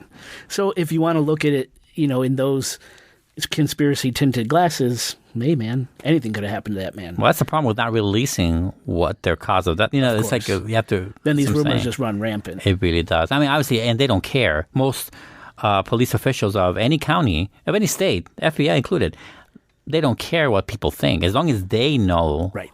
And they arrest the right person. Exactly. And then that's all they should really care about. Of course, I'm on their side in that sense. Yes. But in this case, because of the history of these bad police, especially the bad chief to be at this time, mind you. He's not the chief yet. But, like, doesn't sound good. It doesn't look good. He was chief in 2012. So if Shannon Gilbert was found in 2011, most likely he wasn't chief yet. Right? Believe so. That's what he said. I'm going to go with that. I got to go back to my notes. I'm just going to say it's fact. Yeah, it's crazy. I don't know. But we really should leave the weirdos at the Oak Beach Association and move on. We can move on, yeah. So let's shift our focus to something else that's really tantalizing, is the multiple serial killer theory. Now, the theory is that the Long Island serial killer either knowingly or unknowingly wasn't acting alone, that there were multiple serial killers involved. So the last bodies left by the Long Island serial killer that we know of were found in April of 2011. That would be Valerie Mack, Jane Doe number 3, or Peaches, we call her, Peaches' toddler daughter, Karen Vergata on Fire Island, and Asian male. the Asian that was dressed as a woman. Shannon Gilbert was found in December of 2011, a bit later than the others, but we're not sure Shannon is even connected because her pattern is so different. We're not even sure she was murdered. So for at least a decade, as far as we know, the Long Island serial killer hasn't killed anyone. And people speculate as to why. He simply stopped killing. He's in prison. He moved from the area, switched methods, and he's still active in another state. He's dead. Or he was killed. So this is a really interesting theory.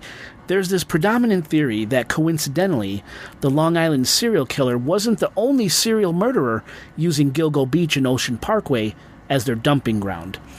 That in fact there were multiple serial killers at work snuffing out prostitutes and burying them up and down Ocean Parkway. This would explain why earlier victims like Jessica Taylor, Valerie Mack, Karen Vergata, and Peaches were all dismembered and their remains scattered, while the Gilgo 4 women were left intact. This could mean two things. One, that in the beginning, the Long Island serial killer was so worried about getting caught, he dismembered and scattered his victims to make them harder to identify, therefore harder for him to get caught. And after some time of not getting caught, he got more ballsy, and he just left the bodies intact, his fear of being apprehended gone. That's one possibility. His mentality changed, so did his M.O. The other possibility, and many people prescribe to this theory, is that there are at least two different serial killers responsible for all these murders. The women found dismembered in the Pine Barrens of Manorville, New York, and at Gilgo and Ocean Parkway could have been killed by someone else. Someone the media has dubbed the Manorville Butcher, a torso killer. And the Gilgo 4 women were killed by the Long Island serial killer, who's more of a trophy killer. Now, these torso killers are extreme sadists that dismember their victims a lot of times while they're still alive. And they like to dump their bodies where they could be easily found, as if saying to the world, look what I did, look how great I am. And torso killers are known to scatter victim body parts across multiple areas, and they're very angry, very territorial people. So another tantalizing theory is that the Manorville Butcher, the torso killer, was taunting or even hunting the Long Island serial killer. This theory basically says that the Manorville Butcher knowingly left dismembered body parts from prostitutes he killed in the Long Island serial killer's trophy garden, kind of desecrating what the Long Island serial killer was trying to do around Ocean Parkway, his stomping grounds, his trophy garden. And really, what better way to desecrate the Long Island serial killer's perfect trophy garden than to toss in dismembered body parts of women the Long Island serial killer didn't kill? And throw in a male, the unidentified Asian man, the outlier, and a toddler into the mix. It could be interpreted as the territorial Manorville Butcher, the torso killer, signaling to the Long Island serial killer and saying, hey, I'm here too, and there's not a fucking thing you can do about it. Like they're having a dialogue and shit? Like smoke signals from across the valleys and shit? Just using body parts. Right. God. Who knows? Maybe the Long Island serial killer was getting too much attention and the Manorville Butcher didn't like it. Maybe the butcher didn't like someone else killing his prey. Remember, torso killers are known to be territorial, so who knows? Some even speculate that maybe the Manorville Butcher killed the Long Island serial killer to do away with the competition, and that's why we haven't seen the Long Island serial killer's handiwork in over a decade. And I know it's funny, but it's just a theory, and a lot of people crap on this idea of the competing killers, but I thought it's incredibly interesting nonetheless. It's a cool movie idea. Yeah, and apparently there's historical reference to this exact type of behavior. Now, I'm not a ripperologist, but from what I understand, back between 1888 and 1891, when Jack the Ripper was slicing and dicing his way through Whitechapel in East London, England, there was another killer, a torso killer, brutally killing women at the same time. This is fact. And this guy was even more brutal than Jack the Ripper, leaving parts of women all over Jack's territory. And one theory states that Jack the Ripper suddenly stopped killing because this unknown torso killer murdered him. So this isn't unheard of, this idea of warring serial killers. Anyway, there are no less than 4 serial murderers besides the Long Island serial killer that could be responsible for some of the bodies found in Las Vegas, Atlantic City, and up and down Ocean Parkway on Long Island. Now, I'm not going to get into the weeds with all these guys because we just don't have the time, but I do want to touch on them. And first we have Joel the Ripper Rifkin, one of the most prolific serial killers in American history. A real piece of shit that we really should cover one day. Now, Rifkin owned a landscaping business, and he lived in his mother's basement in East Meadow, Long Island. And at the same time, he was a notorious torso killer, believed to have killed up to 17 prostitutes between 1989 and 1993.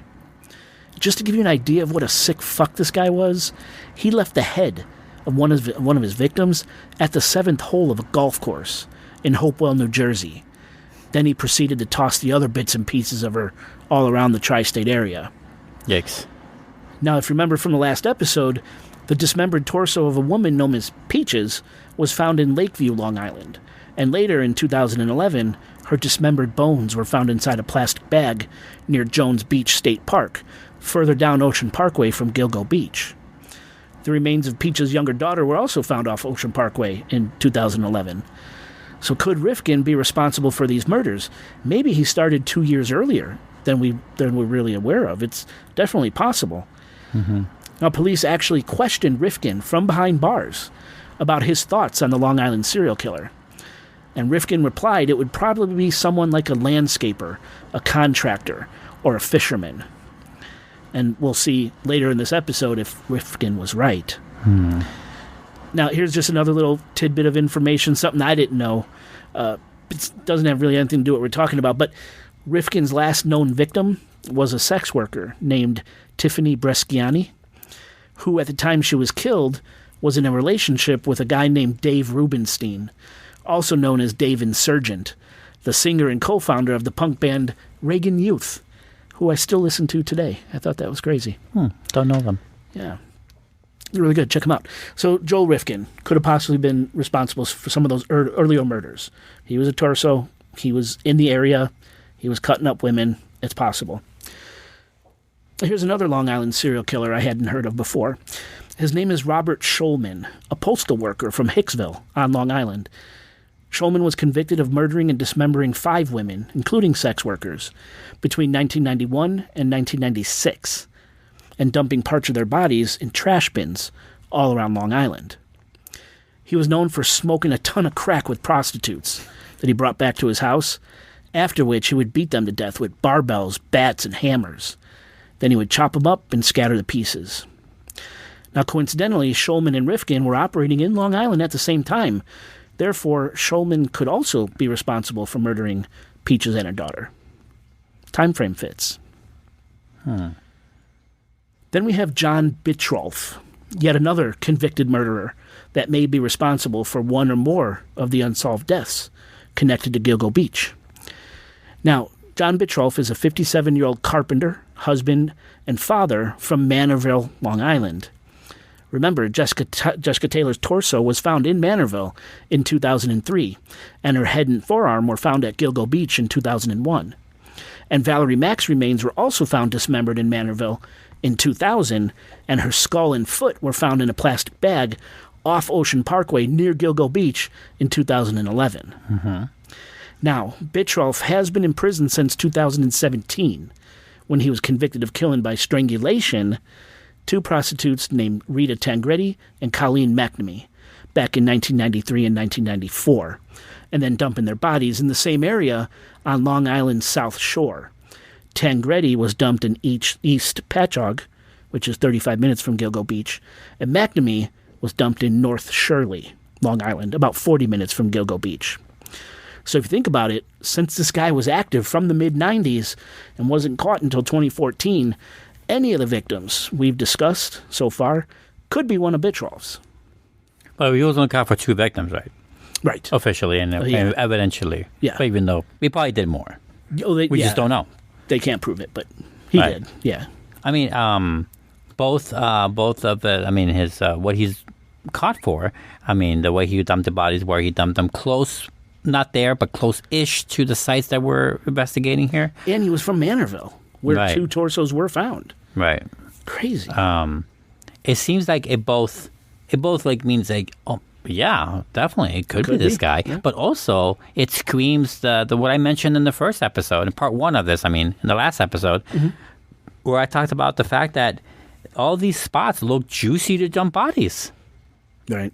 I mentioned that, how it looks like an easy thing. It looks like a serial killer's wet dream as far as dumping evidence or bodies in general, I mean. And, the ocean cleans all, right? I feel like it could go both ways. And I feel like more like the latter in my case.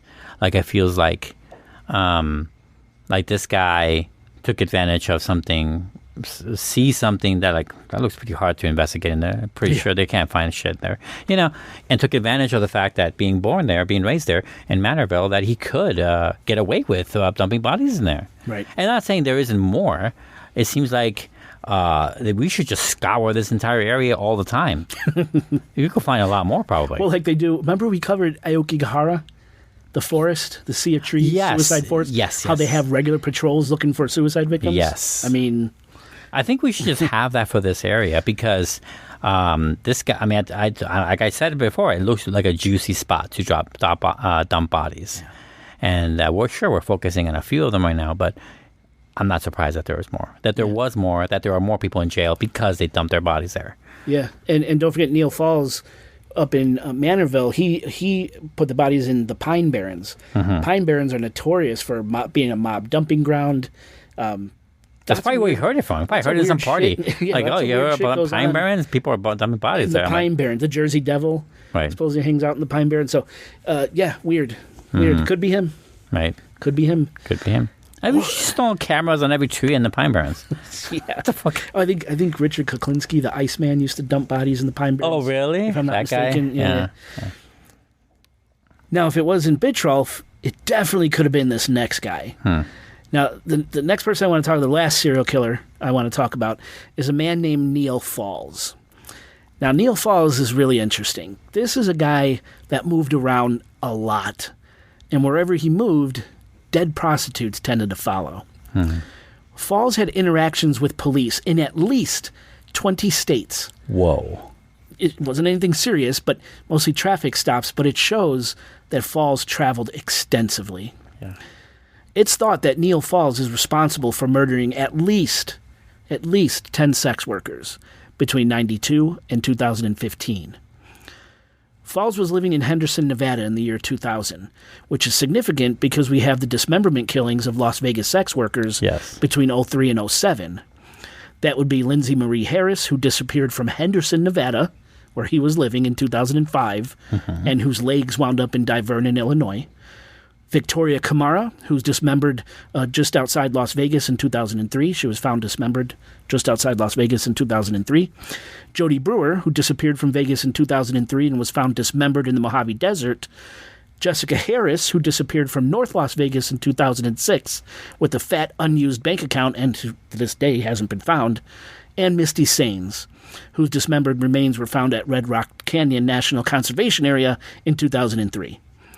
These are just the women we've talked about who could also be victims of the Long Island serial killer, like where Neil Falls and the Long Island serial killer intersect, proving that there may be more than one serial killer. Now, as for Falls, we'll never know how many women he killed or how many of his victims are still out there waiting to be discovered. And it's not like authorities can question him. Or better yet, put a torch to his balls to make him talk. Can't be done because this motherfucker is dead as a doornail. In just a hilarious twist of fate, Neil Falls was killed by a prostitute he was trying to kill. Nice. Now, back in July of 2015, Falls responded to an ad on Backpage, posted by a woman named Heather Saul. The two agreed on a price for services, and Falls headed over to Heather's place. This is in West Virginia, where Falls was living at the time. Now, he shows up at the house, and within seconds of Heather opening the door, he brandishes a gun, sticks it into her gut, and says, "Live or die." What a fucking cliche asshole. And at that, Falls attacks Heather Saul, beats her up really badly. Her shoulder gets separated. He breaks some of her vertebrae. He's choking her out. She really should have died that night.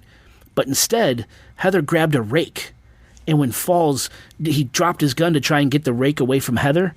She grabbed the gun and she fired a single shot, kind of like over her shoulder, hitting Fall right in his stupid fucking head and killed him instantly. Now, when police showed up, they discovered a number of really scary things. For one, Falls had no money on him. He wasn't going there to exchange money for sex. He was going there to kill Heather. Right, but he came in and basically started right away. Exactly. Yeah. Mm-hmm. They found 4 pairs of handcuffs in his pockets, and they found a handwritten list of back-page sex workers, along with their contact information. A hit list, in other words. Now, in the trunk of Falls' car, police found a kill kit containing knives, a shovel, a machete, several axes, a fucking sledgehammer, a pair of hiking boots covered in dirt, trash bags, bleach, and other cleaning supplies. And of course, when police began to investigate this guy's background, they start to piece together that wherever Falls lived, women would disappear. And so far, from what I know, police in Las Vegas, Texas, Florida, Ohio, West Virginia, and Long Island are all looking into Falls as a possible suspect in a ton of cold cases where sex workers have gone missing and wound up dead. Now, unfortunately, not a lot has been released on Falls and his possible connection to the women we've been talking about, like if his DNA is linked to any of our victims. We don't know yet. Hopefully we'll know more soon, but there's no question that Heather Saul, she's a hero who saved countless women's lives by killing this piece of shit. And so the shooting was deemed justified. Heather was not charged in any crime. That's good. This guy, it feels like, we almost could have done a show about him. He's pretty prolific, I guess. There's not a lot of information out there on him. No, at all. Because he's dead. Well, because he's dead, and but they're not saying much. I'm sure we could find out about the guy a little bit. No, I don't know, maybe not. He was a wanderer. He didn't stay in one place long at all. Nomadland, huh? Yep. Wow. Which makes him so dangerous. Yeah, it makes that kind of thing pretty dangerous, it's funny how we don't have a lot of information. It's 2015. This is a while ago now. Not too long ago yet, but long enough where, I feel like if he was connected, or if it was that his living situation corresponded with a few other disappearances across the country, I feel like that would have been released by now. What do you think is kind of holding him back? I don't know. Investigations take a long time. DNA takes a long time. Analyzing, and I figure everyone involved is dead, especially because this guy's dead. They can take their time with it. That could be too. Is that the scenario here? That could be too. It's like the attic or cleaning the basement, something you don't ever think about because you don't have to. Right. I think if he's found to be connected to the Long Island serial killer cases, I think we'd find out about that just because it's in the news now. But those other cases, I don't know. I don't know if we'll find out. Right. I wish I could make the call, but... See, I kind of feel like that thing will always be kind of interesting. Not a rush, but serious and important because these sex workers have families. It'd be nice to see what happened. Exactly. I'm with you. Yeah. I'm with you. But I guess not, huh? It's so strange that this guy comes out of nowhere that we know nothing about, under the radar. That's what's so scary, man. Yeah, that's pretty cool. Pretty cool bad. Not like... Yeah. It's kind of insane that could still happen, and it just feels insane. That cool, it's fascinating. Yeah, it is fascinating. That a guy like that could exist in our day. Yep. This guy be caught for a while, apparently. Yeah, for a long time. When did he start? We don't know, right? We don't know. Oh, yeah, we don't know, right? Shit. We don't shit. But man, what That's a story! Scary. She killed him. That's pretty scary. We don't know anything. Terrifying. Yeah. And she killed him, and just a pot shot, and it hit him in the head. Jesus. That's Providence a little bit. Yeah. There's some divine intervention there. Yeah. She should have been dead. I gotta say, he's the most. I like him the most out of these these other serial killers. Okay. I like him the most a little bit because, his methodology is not entirely known well, but it fits some of it, enough of it maybe. I don't know. Sledgehammers, axes. Well, I assume to break the body down. Jesus. Yeah. So he would be a torso killer, maybe. Yeah, maybe. Not a trophy killer so much, based on the weapons he had. Yeah, maybe that's safe to say. Glad he's gone. Fuck him. Yeah, fuck that guy. No, yeah, fuck that guy. I hope he's getting raped by demons in hell right now. Me too. Anyway. So that ends the theories portion of the story. Is it, someone connected to Joe Brewer's house, some unknown person from Joe Brewer's house, sex parties? Is it a murderous, psychopathic cop? Is it a whacked out doctor? Is it, one of these 4 serial killers? Let's jump off the theories. Now let's talk about reality. Before we finally discuss the real suspect, the one authorities have in custody right now, I want to talk about how we got here, how police finally apprehended the suspect. Mm-hmm. Now keep in mind, as we already discussed, the Suffolk County Police didn't do the best job solving the murders. Hell, Police Chief James Burke single-handedly set the investigation back years, trying to hide his own egregious misdoings, whatever those misdoings were. It wasn't until February 15th, 2022, when Suffolk County Police Commissioner Rodney Harrison, the 5th Suffolk County Police Commissioner to oversee the Long Island serial killer case, announced the creation of a brand new task force comprised of homicide detectives, the FBI, the Suffolk County DA, and the Suffolk County Sheriff's Office. The formation of this task force represented the first time federal, state, and local agencies jointly dedicated investigators to solving the Long Island serial killer case. Mm-hmm. Utilizing new scientific techniques to advance the investigation, as well as collaboration on evidence gathered throughout the decades, Commissioner Rodney Harrison made it his mission to bring the Long Island serial killer to justice. And it looks like he may have done just that. As a result of some fantastic detective work, in March 2022, an investigative team found the dark green first-generation Chevy Avalanche, which presumably is the same dark green Avalanche that picked up Amber Costello from her home in West Babylon in September 2010, the night she went missing. By finding the Avalanche, investigators were able to find who it was registered to, and through credit card transactions, cell phone purchases, and cell tower data, a picture started to emerge, and a man named Rex Andrew Hewerman was placed under surveillance for almost a year. Then on January 26, 2023, an astute surveillance team observed Rex Hewerman tossing a pizza box into a garbage can located in front of a building at 385 Fifth Avenue in Manhattan. The pizza box was quickly recovered, and DNA was taken from uneaten pizza crust. This is like you would see in a fucking movie. The DNA from Hewerman's pizza crust and DNA from the Caucasian male hair found at the bottom of the burlap used to wrap Megan Waterman's body. But we got to go back to the last episode, listeners. Mm-hmm. They were a match and excluded 99.96 of the North American population from being the owner of the male hair found on Megan. It's fucking Hewerman. Detectives built their case, and on July 13th, 2023, they arrested Rex Hewerman without incident as he was casually walking down the street in Midtown Manhattan. Reports say that Hewerman asked, "Why am I being arrested?" And then he asked for a lawyer. And after he was read his Miranda rights, he's been sitting in the 60-square-foot cell in Suffolk County Correctional Facility ever since. So who is this Rex Hewerman?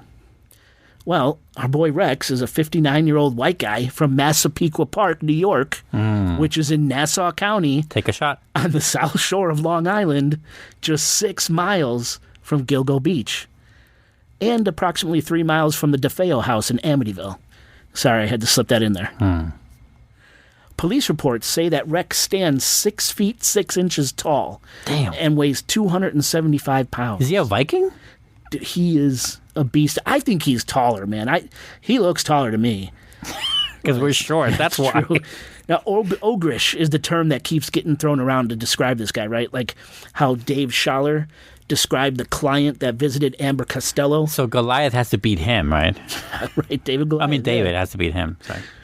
But that's how Dave Schaller described him. That's the one that, when he visited Amber Costello right before she disappeared from her home in West Babylon, if you remember from the last episode, Schaller described this client as large, white, an ogrish, approximately 6'4" to 6'6" in height, in his mid-40s, which Heuermann would have been in 2010 when Costello went missing, with dark bushy hair and big oval-style 1970s type glasses.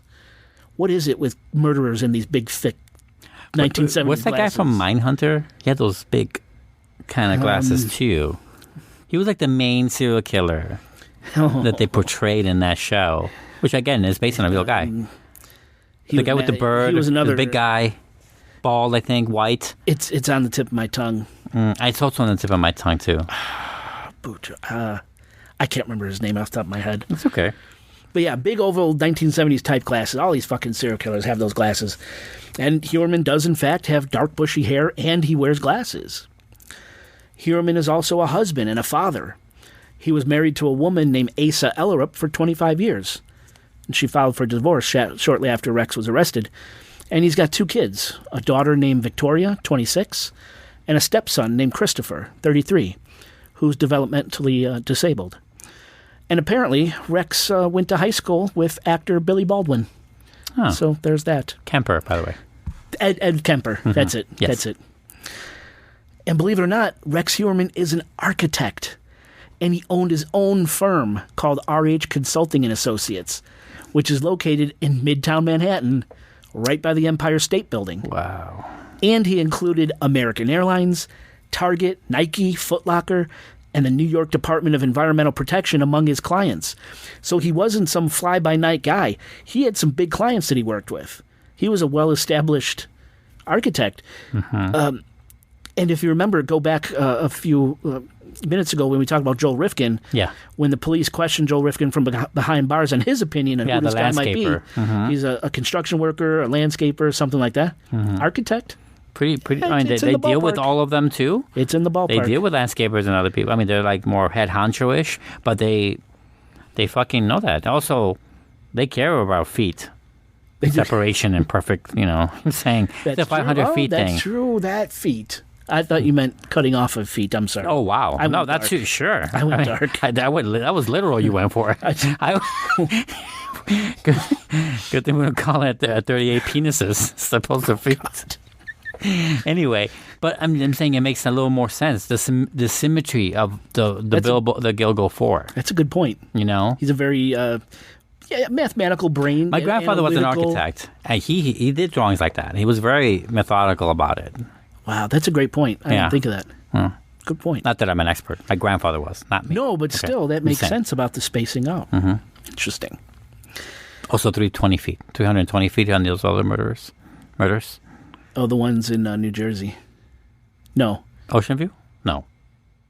What? Was it the Ocean View? There was, the Gilgo ones were 500 feet. There was one set of murders that was 320 feet separated. Behind that hotel outside of Atlantic City. That was them? That was them. Yeah. Okay. Yeah. And there were 4 of them. Right. And they weren't dismembered. No. Interesting. So, RH Consulting. Now the Rex's company website is no longer active, of course, but I was able to find a version of his company website on the Wayback Machine, and I left a link in the show notes, so if you want to click around an accused serial murderer's website, eat your heart out. I flipped through the site, and I got to say, it was a little creepy seeing Rex's contact information and his photos of his projects and reading about his achievements. I don't know why, but it just really kind of gave me the creeps. Oh, yeah, because you're. Now, as a matter of fact, I want to play a clip, Oscar, of Rex Heuermann being interviewed by a YouTuber named Antoine Amera about Rex's architectural business. Now, Amera runs a YouTube channel called Bonjour Realty, and he did a one-on-one interview with Rex in 2022 at the RH Consulting and Associates office in Manhattan. That's recent. Yeah, exactly, just before he was caught. Oscar, can we play that clip, please? Yeah. Okay, anyway, let's dive in. So, tell us, who you are, where you're from, and how long you've been in New York. Okay. Rex Heuermann, I'm an architect. I'm an architectural consultant. I'm a troubleshooter. Born and raised on Long Island. Okay. Been working in Manhattan since 1987.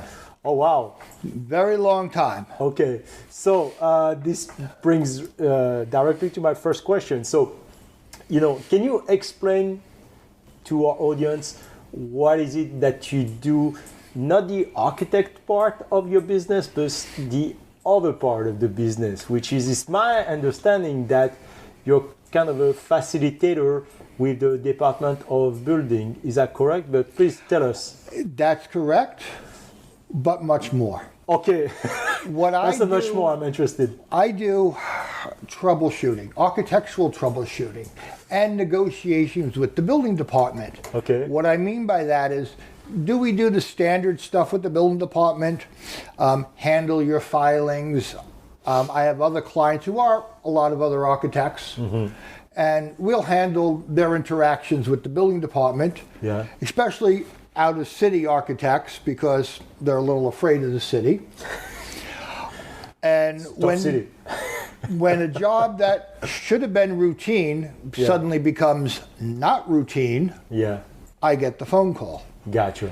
Whether it's an old building and they need somebody that understands and can maneuver the 1938 building code, or the current building code. You look surprised when I say 1938 building code. Building, I've actually used the 1901 old tenement laws here in the city of New York, and you can legally do so. All right, my last question. If you were a tool or an object to help you in your to bring your business to greater heights, what would it be? That's an interesting question. I know. Because for what I do, we have to have so many tools in the toolbox. Just one. Just one. Just one. Or an object. It doesn't have to be a tool. It can be an object. You know what? I know. All right. One of the things I learned from my father was furniture building. Okay. He was an aerospace engineer and built satellites. And runs in the family, building things. And build furniture at home. And I still build it in the same exact workshop. So? I have one tool that's pretty much used in almost every job. And it's actually a cabinet maker's hammer. Okay, cabinet maker hammer. Okay. It is persuasive enough when I need to persuade something. Not someone. Something. And it always yields excellent results. Yeah. And at the end of the project, whatever piece of furniture or what I'm working on, it always helps it come out beautifully. Okay, great. So you would be kind of that kind of hammer for your business? That's what you're saying? If that doesn't exist, that's what you would be? Sometimes I have to be the heavy framing hammer. The heavy framing hammer. Other times I'm the lightweight hammer just to nudge things along. All right. I guess it's a hammer. It is so fucking chilling to hear Rex talk business so fluently and matter-of-factly, while behind the businessman demeanor sits this raging homicidal animal.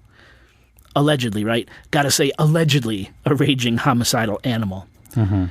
And I'll tell you, when Amira asks his final question, what tool Rex would be to help improve his business, and Rex answers a cabinet maker's hammer because it could be persuasive, my fucking blood ran cold.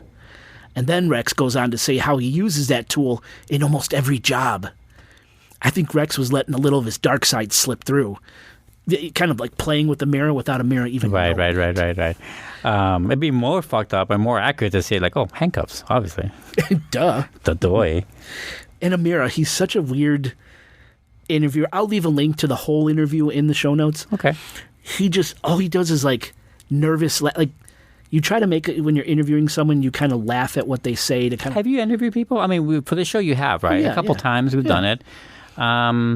It's a little hard to get a little thing on it, especially if you're not sure. It is, but this based on the subject. He laughs uncomfortably, like awkward laughing. Very awkwardly, yeah. Like Rex doesn't say anything fucking funny at all, and Amira laughs. It's kind of funny. I think it might be because this guy is Goliath. This guy is this guy is a big guy. It's a mountain. He's the mountain from Game of Thrones.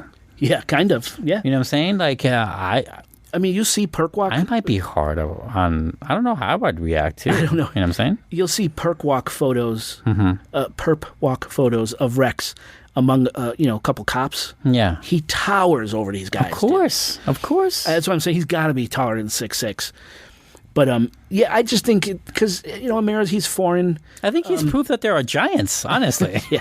Sorry. So it's uncomfortable. It's kind of sweet. Yeah. You can tell he's like nervous, but he's trying to get his interview subject to be at ease, so he's laughing even when things that aren't funny are. Anyway, just watch the video. You'll see what I'm talking about. But of course, Amira himself has been interviewed about his interaction with Rex now that everything's come out. Oh, yeah. And what he recalls most about Heuermann is his imposing presence. Not an intimidating presence, Amira said, but just this very large, imposing presence, because Rex is a large guy, right? The ogre. Yeah. That and Rex's handshake. Amira said shaking Rex's hand was like shaking hands with a slab of marble. Just an impossibly strong handshake. Such a strangulation made for a hand, yeah. Uh-huh. And of course, Amira also commented on how detail-oriented Rex was. Kind of, that goes back to how you're saying the methodical placing of these bodies. Detail-oriented, yeah. So again, listeners, I left a link to this entire interview in the show notes, as well as there's a photograph in the show notes of Rex and Antoine taking selfies together in sunglasses. Check it out. It's very disturbing. Yeah. So go check that out. And since we're talking business, believe it or not, according to these net worth websites where you could look up how much money people got, as of this year, Rex Heuermann is apparently worth between $3 and $7 million. How about that? And that's all we really know about this guy. Not much information is coming out right now. We know Rex Heuermann is being charged with first-degree murders in the death of Melissa Bartholomew on or around July 10, 2009, Megan Waterman on or around June 6, 2010, and Amber Costello on or around September 2nd, 2010. He's also being charged with murder in the second degree for the deaths of Bartholomew, Waterman, and Costello. Not Maureen. Not Maureen, right. He hasn't been charged in her death, but Rex, according to authorities, is the prime suspect in her murder.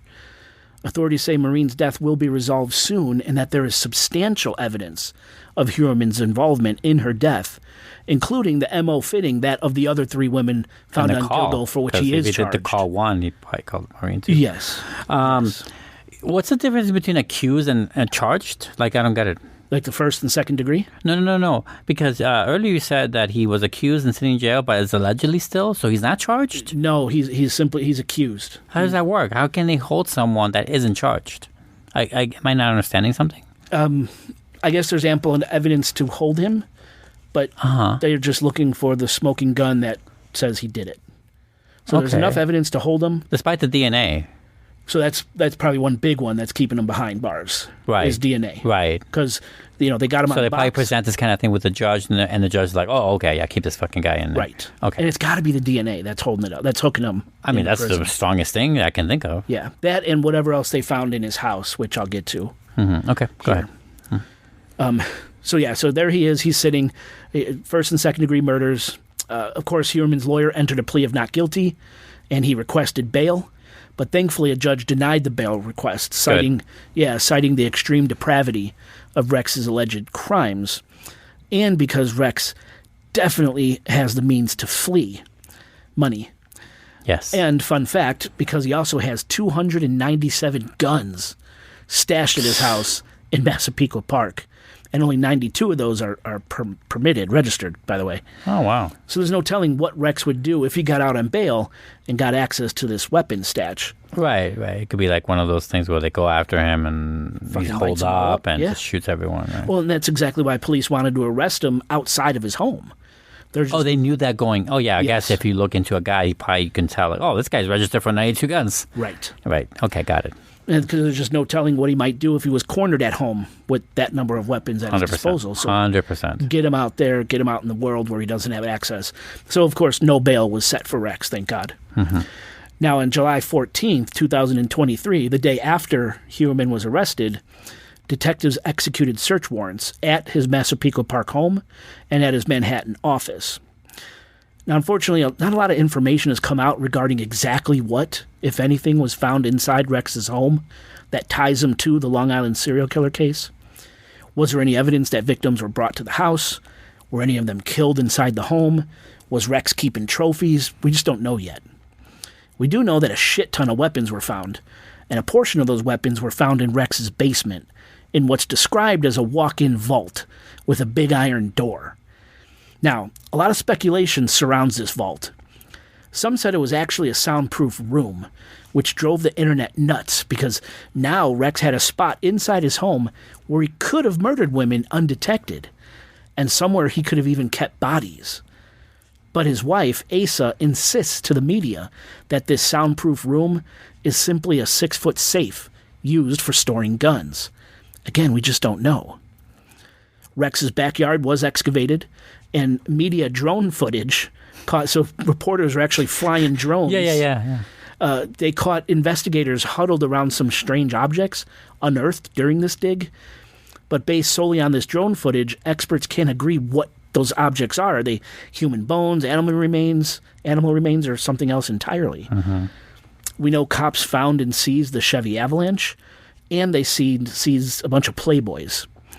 They also seized 2 very strange items. One is what's described as a child-sized doll encased in wood and glass, and the other is a painting of a woman with a battered face.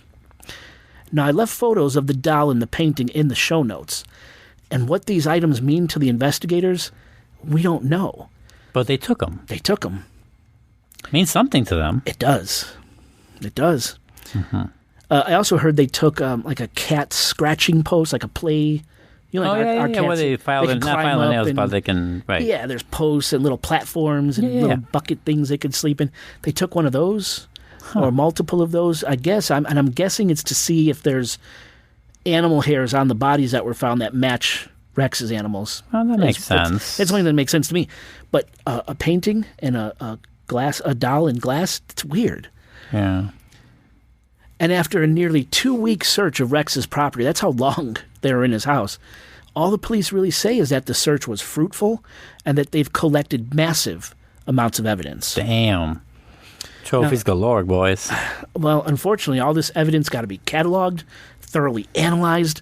So unfortunately, it'll probably be forever until we know exactly. Well, yeah, all of this was seen this year. Yes, a few months ago. Yeah, this is not an old case, guys. They're not going to release shit. Not for a while. Not for a while. And not even like the day after he gets convicted for real, put to jail. It'll be like still after a while after that, probably. Is it? Yeah. Yeah. Yep. So, it's going to take us a while to find that stuff out.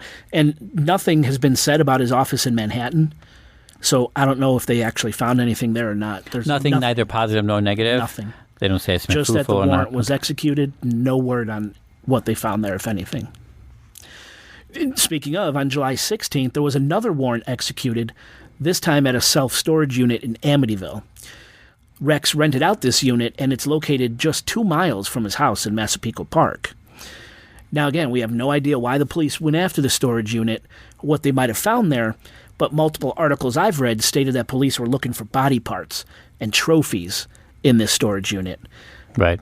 But again, to date, we don't know what, if anything, they found that ties Heuermann to the Long Island. It's too early to serial release killer case. that, yeah. Yeah. Okay. So what do police have on Rex? They got to have something to hold him without bail, right? I told you about the items taken from Rex's house. We know they got the Chevy Avalanche. The DNA. But if anything, DNA, which I'll get to. But if anything was found in his truck, like DNA from the women, we don't know. But remember, that truck was like the linchpin because finding the truck got the police a name. It got them the pizza box. Yeah. Right. Since they had the name, police were able to access credit card information, which showed purchases, specifically burner phone purchases. And in this case, burner phones are really important. So let's take a look at that. Rex thought he was really slick when he used these quote-unquote untraceable throwaway phones to contact his victims.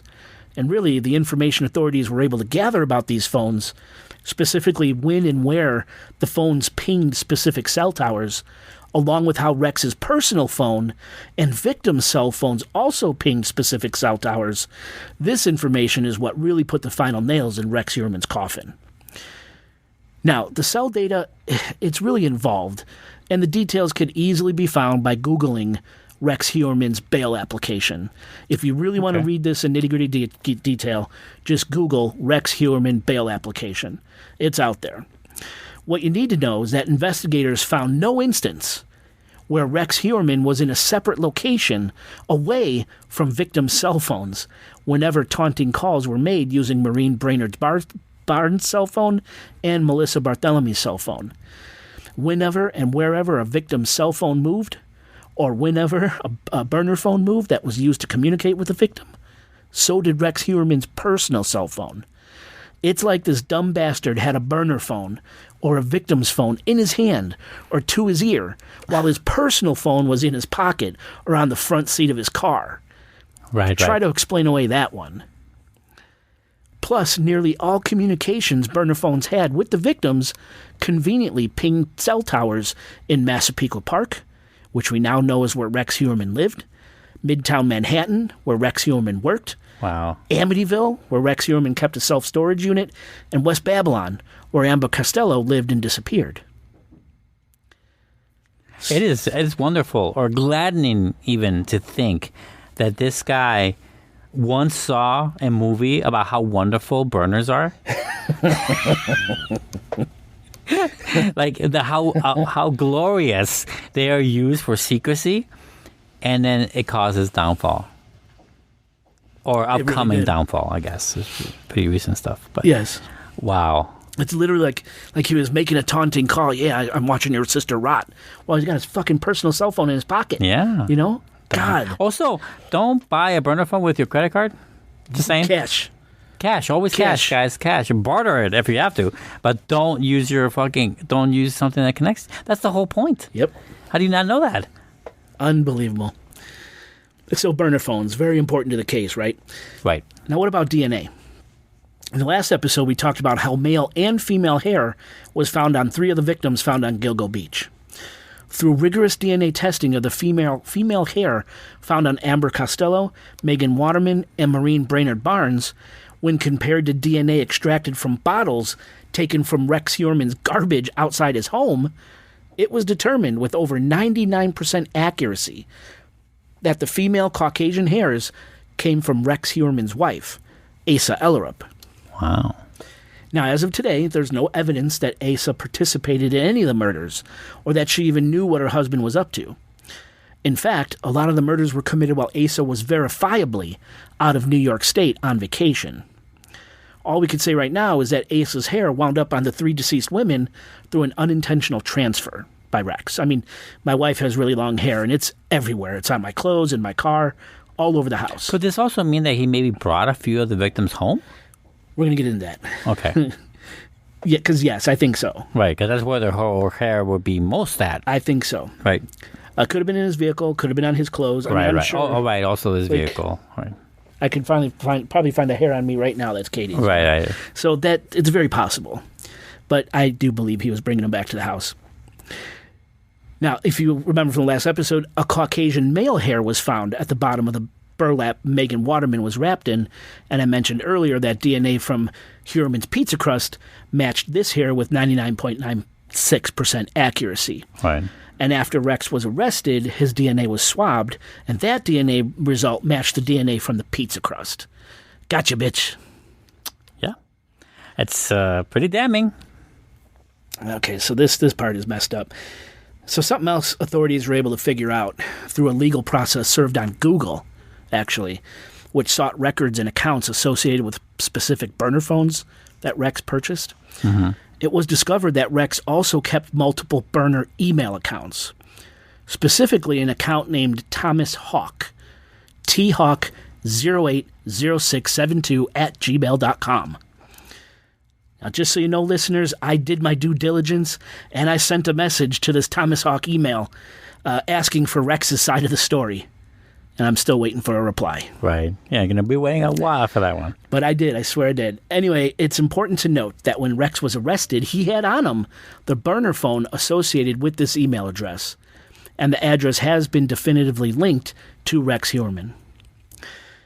When police scoured the Thomas Hawk search history, they discovered that Hawk, or Heuermann, liked to watch videos of women being horrifically tortured, as well as gut-wrenching child pornography. Now, I have a list of some of the things Heuermann searched for using this email address, which I found in Rex's bail application. You can find all this, and I'm going to warn you, the shit's pretty rough to hear. Now, this sick fuck Googled things like pretty girl with bruised face porn, torture redhead porn, 10-year-old schoolgirl, short fat girl tied up porn, tied up and rape porn, chubby 10-year-old girl crying. The fuck? Blonde hair girl young and depressed, teen girl oiled bodies, teen girl begging for rape porn, hentai plump pussy lips cut off porn, Asian twink tied up porn, preteen girl with makeup, old janitor's gangbang little schoolgirl, and crying teen porn. Just fucking awful. Now, really quick, something in this list that really sticks out, or should stick out, is that search term Asian twink tied up porn. Remember in the last episode, right? We told you about that unidentified Asian male? Yep. The outlier. He was described as petite, and he was dressed in women's clothes when found, so he perfectly fits this idea of what some would call an Asian twink. So, I don't know. You know, this reminds me of this made me think of a theory as well, these Google searches. Yeah. For one, is that, and I'm sorry, I forgot them all because there's a few of them and it's kind of hard to hear. Not hard to hear, but hard to swallow. Yeah. I feel like I remember writing, I don't know why I wrote this one, but I remember writing about the peaches, how that felt like that might have been one of his, I feel like he's living out literally a fantasy, which makes sense. That's what serial killers do, live out their fucked up fantasies, or they try to recreate it. But more importantly is that maybe this killer is actually more of a pedophile than we're giving him credit for. I know, that's already worse. This is a worse version of what he is now. But because of his frame, his size, the reason he searches for petite, 100-pound soaking wet kind of girls is because to him, they would be the closest, or might as well be, children for him. And that because of his frame, he can get away with this much easier than actually trying to kill children who are much more taken care of, protected by society, harder to get away with those kind of kills. Yeah. And that this way is much easier and you can fake it kind of. Ooh, that's deep. Yeah, I don't know. I thought about that while That's re-listening to the last episode. It's pretty close to the victims. It's much better to get these kind of victims that are ignored, but that fit closer to his profile based on these Google searches. Yeah, I mean, think of what Gus Coletti said, right? The 14-year-old. He called her as a 14-year-old girl. Right, that made me think of that too. Wow. Yeah, maybe. What if his searches have nothing to do with necessarily his taste? Or it does have to do with his taste, but it has to do with the fact that he is finding a facsimile version of what he really wants, which is children. Or let's just go with tweens, maybe. Very interesting. Okay. That's an interesting one. I haven't seen that one yet. Okay. That theory. That's very interesting. Thank you. That's what I had about that. Disgusting. It's horrifying, man. Yeah. It's not good. Not good at all. Nothing is good. Not good, Bob. In these 2 episodes. All right. Now, in addition to Rex's disgusting internet searches, he also obsessively searched the names Megan Waterman, Amber Costello, Melissa Barthélemy, Maureen Brainerd Barnes, John Bittrolf, one of the serial killers we just talked about, and he searched the terms the Long Island serial killer and why hasn't the Long Island serial killer been caught, among other things. Can you very quickly tell me a skinny on John Bittrolf? Bittrolf was the one from Manorville who dismembered prostitutes. Okay, thank you. Continue. Sure. No problem. This is unbelievable. There's even video surveillance footage of Rex in a cell phone store in Midtown Manhattan, adding minutes to the burner phone used to authenticate the T-Hawk email Does he address. just think that everything in Midtown is not at all remotely surveyed? He's like your grandmother, trying to get on the internet and stumble around the internet and shit. It does seem a little old fuddy-duddy about it. I could open a folder. Look what I could do. Yeah, I'm a hacker. I got burner phones. I'm never going to get caught. Fuck you. Yeah, doesn't he seem like that? Yeah, it does seem that way. It's great, thank God, because if he was smart about it, right? Yeah, right. Right.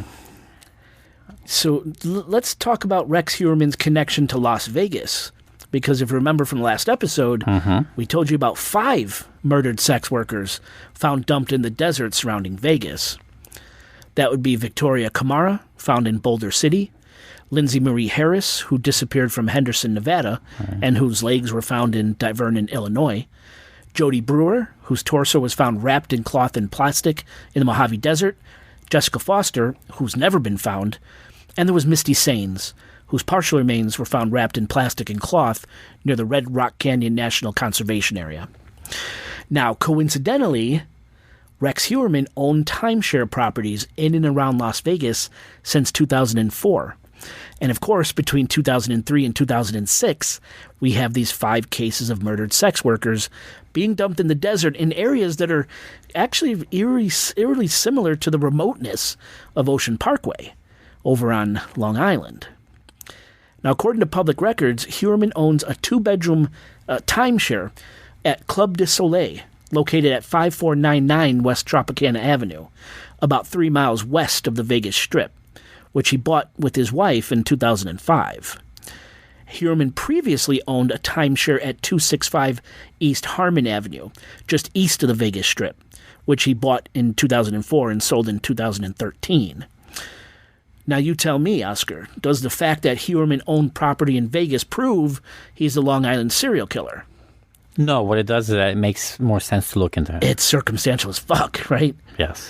Just another piece of the puzzle that could help hang this guy. It's just part of the thing you were mentioning before about them. You mentioned before, I think, either this episode or the last episode, about how the police are looking into DNA about these cases based on the guy they just accused. Or they have to see if the DNA matches other murders. Oh, murders yes. in Vegas specifically. Yes, Neil Falls. Right. They're testing. Also testing Vegas that. is testing that. Right. So we'll see. Right. That could bring up a few. Maybe that's what. If anything, maybe the longevity of his accusedness, whatever it's called. a word now. Right. Might speak into like how much shit they're gathering. Like, Jesus, this guy's popping up everywhere. That could be a thing too. I know it's very recent, and the law moves very slowly. The wheels of justice go very slowly. Yeah, they do. But so it could be any reason why. But I'm saying that could be one, right? Yeah. I don't know. Do you think he did the Vegas stuff? Personally, I think it's a very real possibility. Yeah. Yeah. He was there. He was there during the time. I'm going to go with. I'm going to go with a light yes. Yeah. Yeah. Would you say a light yes? Yes. I'm going with I'm going to go with a light yes. The light yes is because I'm not convinced on Jessica Foster. How come?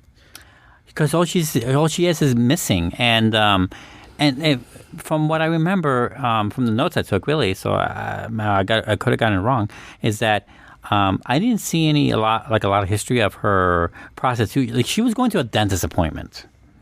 Yeah, right. You know what I'm saying? She wasn't working. She had money. She was going to the dentist. You know what I'm saying? She wasn't working, and she had $25K.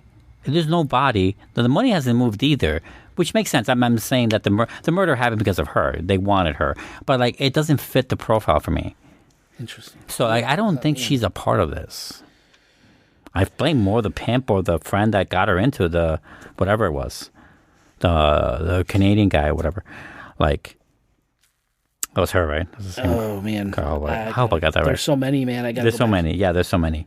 I would have to go back. Like, even Lindsay kind of gives me a little bit of things. Also Vegas, Lindsay. I forgot her last name. She had a rental car, which makes a little sense if she's traveling.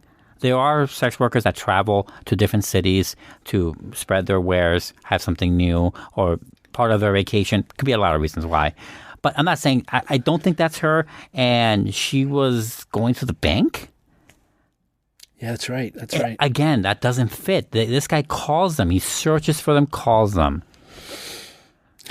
Yeah. Now, I think a smarter serial killer, because let's face it, this Rex guy, not that smart. Not that smart. As smart as he thinks he is, anyway. He seems like one of those guys, like, he thinks he's smart, but he's not really. I think that a smarter version of this guy could call a service, or call a call girl, right, or call a sex worker, and either meet them or not, either cancel or not, but get enough information about maybe where they're at, getting that phone number through some sort of texting back and forth, emailing back, something to get information out of them, and then tail them to get them later. That's a smarter version of doing this kind of thing. I'm not saying that this guy is doing that with this, getting them at the dentist appointment or at a bank, but based on every other murder, not the case. Doesn't seem right to me. Yeah, you make a good point. Right. Yeah, not having the body definitely makes this harder. Yeah. Right. Super hard. The desert is a big place. It's a big place. There's a lot of bodies out there. And, her phones haven't been used, her credit card hasn't been used, the bank account hasn't been touched. I mean, unfortunately, it all points to she's gone. She's dead. But, whether it was Rex, I don't know. I'm with you on Victoria, the artist, a 17-year-old, that fits for me. That makes sense to me. It could be him, for sure. Yeah. But not so much... even Jody is a little weird. Her cuts were clean. Like, how do we? That's the only one we know whose tool they used to cut her. Oh, that's right. They said they used a surgical saw in that one. Yeah. And that, to me, that doesn't sound like the Gilgo guy. That doesn't sound like him either. Sounds like someone who lives there and has that with him. Who travels with that around? Well, who had a ton of instruments was that Neil Falls guy. I can see him. I mean, considering I know nothing about the guy, I can see that guy more than the guys we do know about. Rex specifically. God, I hope we find out soon. I hope so, too. I need to know. Fuck. I need to know. Yeah.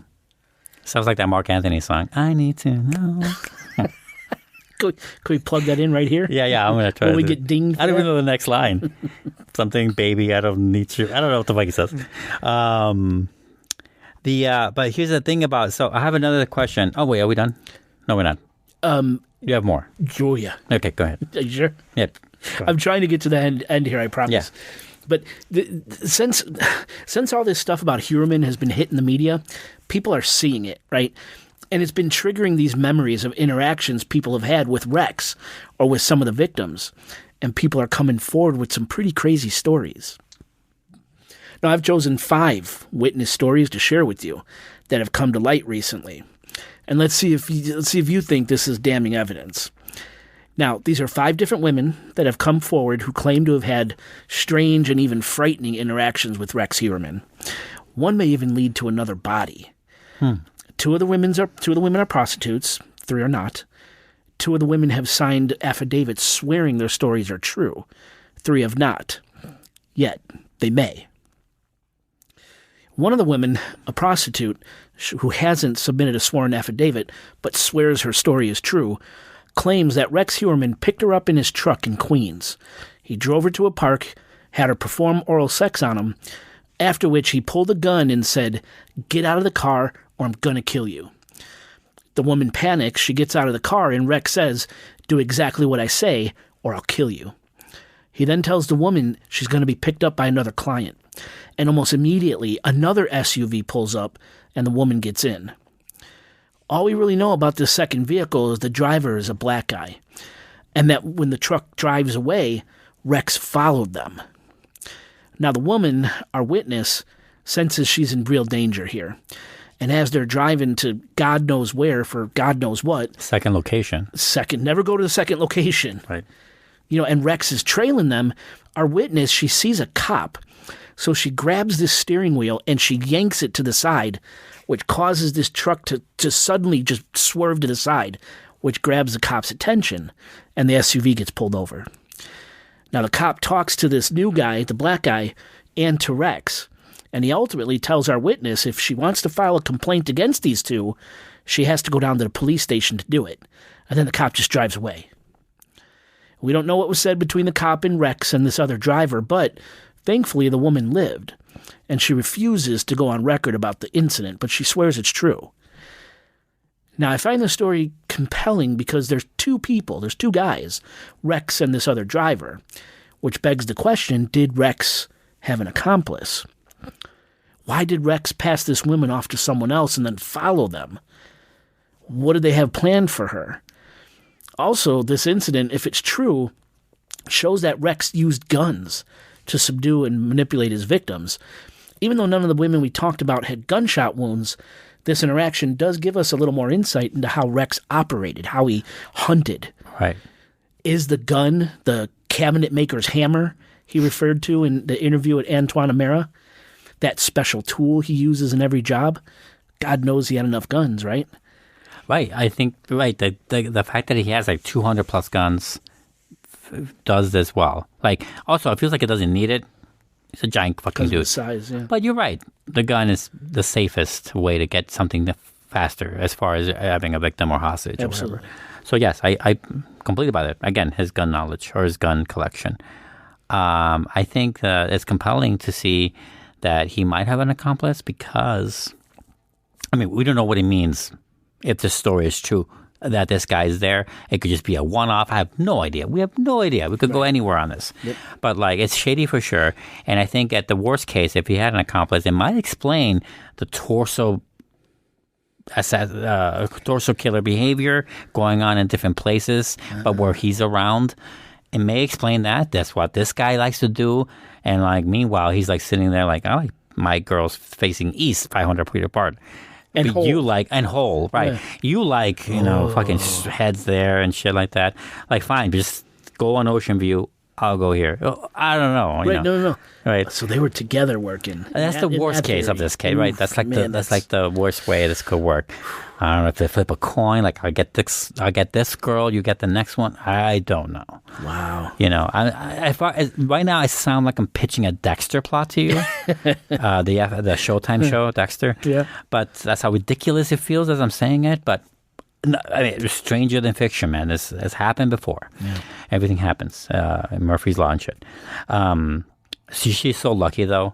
That was a good move. That was a good move. I mean, that's watching movies right there. I mean, that's right out of a Hollywood Also, the movie. fact that the cop just left and whatever was going on there. Like, I can understand why she wouldn't want to sign any affidavit. Like I don't trust. She doesn't trust anybody. No. It doesn't matter. It doesn't matter if it's written on a piece of paper. Like, doesn't mean anything to her. It just means that you'll get in the worst shit, probably. Right. I can understand her, like, being, like, completely precarious or precautious around the law or not the law about this kind of thing. Yeah. She don't trust nobody. She could be terrified, not trust I can anybody. buy it. Her not signing the affidavit doesn't mean much to me other than the fact that she doesn't trust anyone. Yeah. Or she could be in a completely different stage of her life. Mm-hmm. She doesn't want to be associated with that time that of too. her life. Oh, that's even easier. Yeah, that's even more understanding. Anything.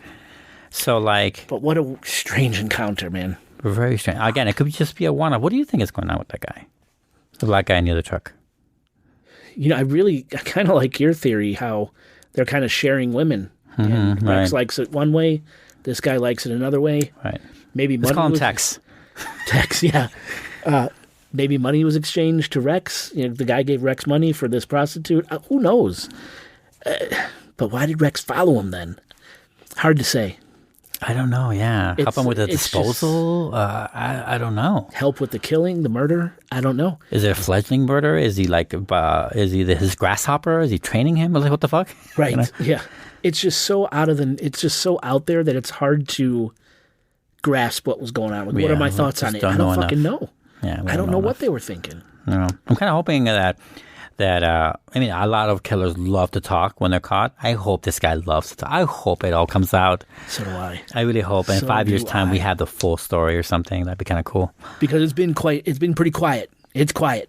Yeah, but it's also driving me nuts. It just happened. You're gonna be driving us for a while. No, just gonna have to let that go. A couple little things are going on. I'll cover that at the very end, which we're getting close. Okay. Go ahead. Now, another sex worker came forward claiming to have serviced Rex over 20 times. Wow. She described him as a serial user of prostitutes, sometimes ordering 2 women at a time, and often ordering women to his own house while his wife Asa was home.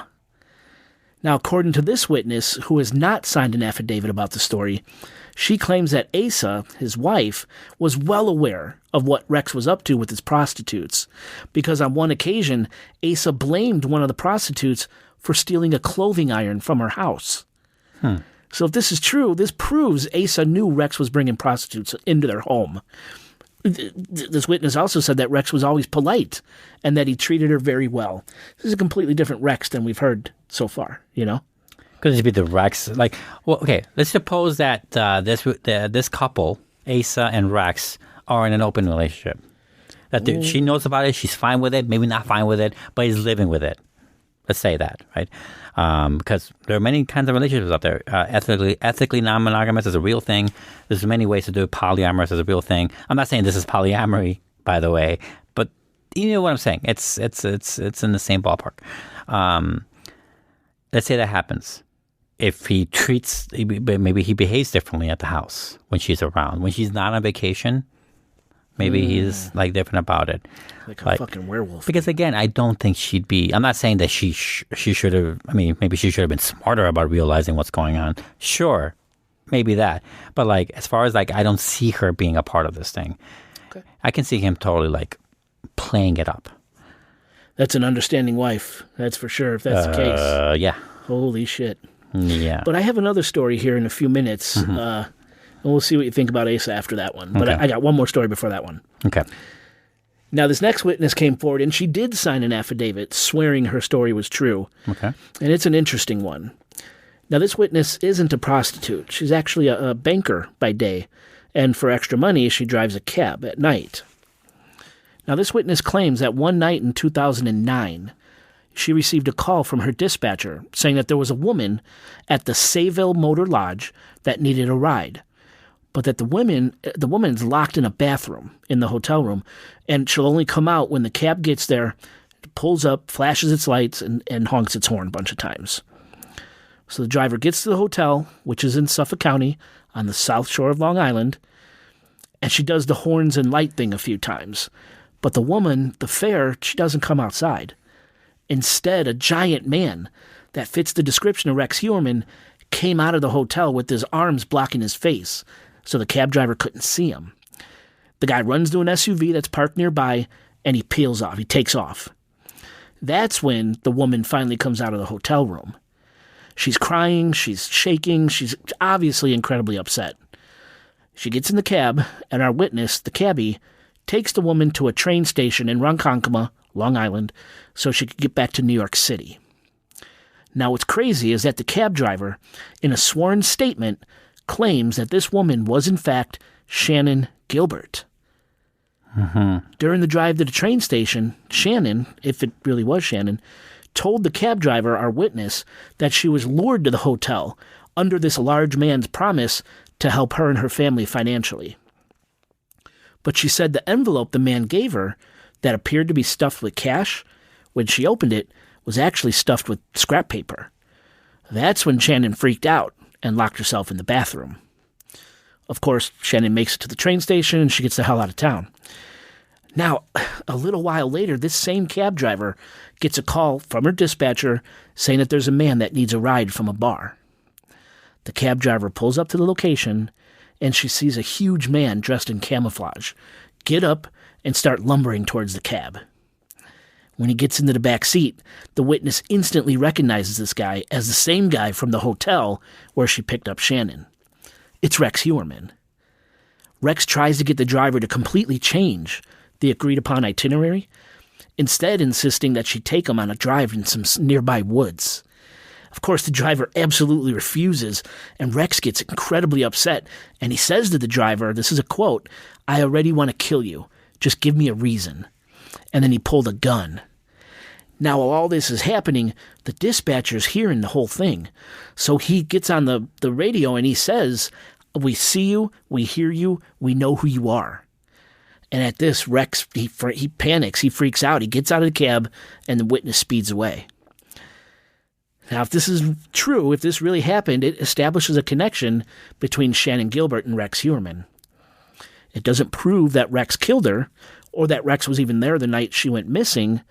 As far as we know, he's never been an official link. There's never been a link between Rex and Oak Beach Association, like the parties at Joe Brewer's house. This could all just be the world's biggest coincidence, but it is circumstantial as fuck. I don't believe that. Dude. So I have a big thing on this. Do you want me to wait? Okay. Or do it now?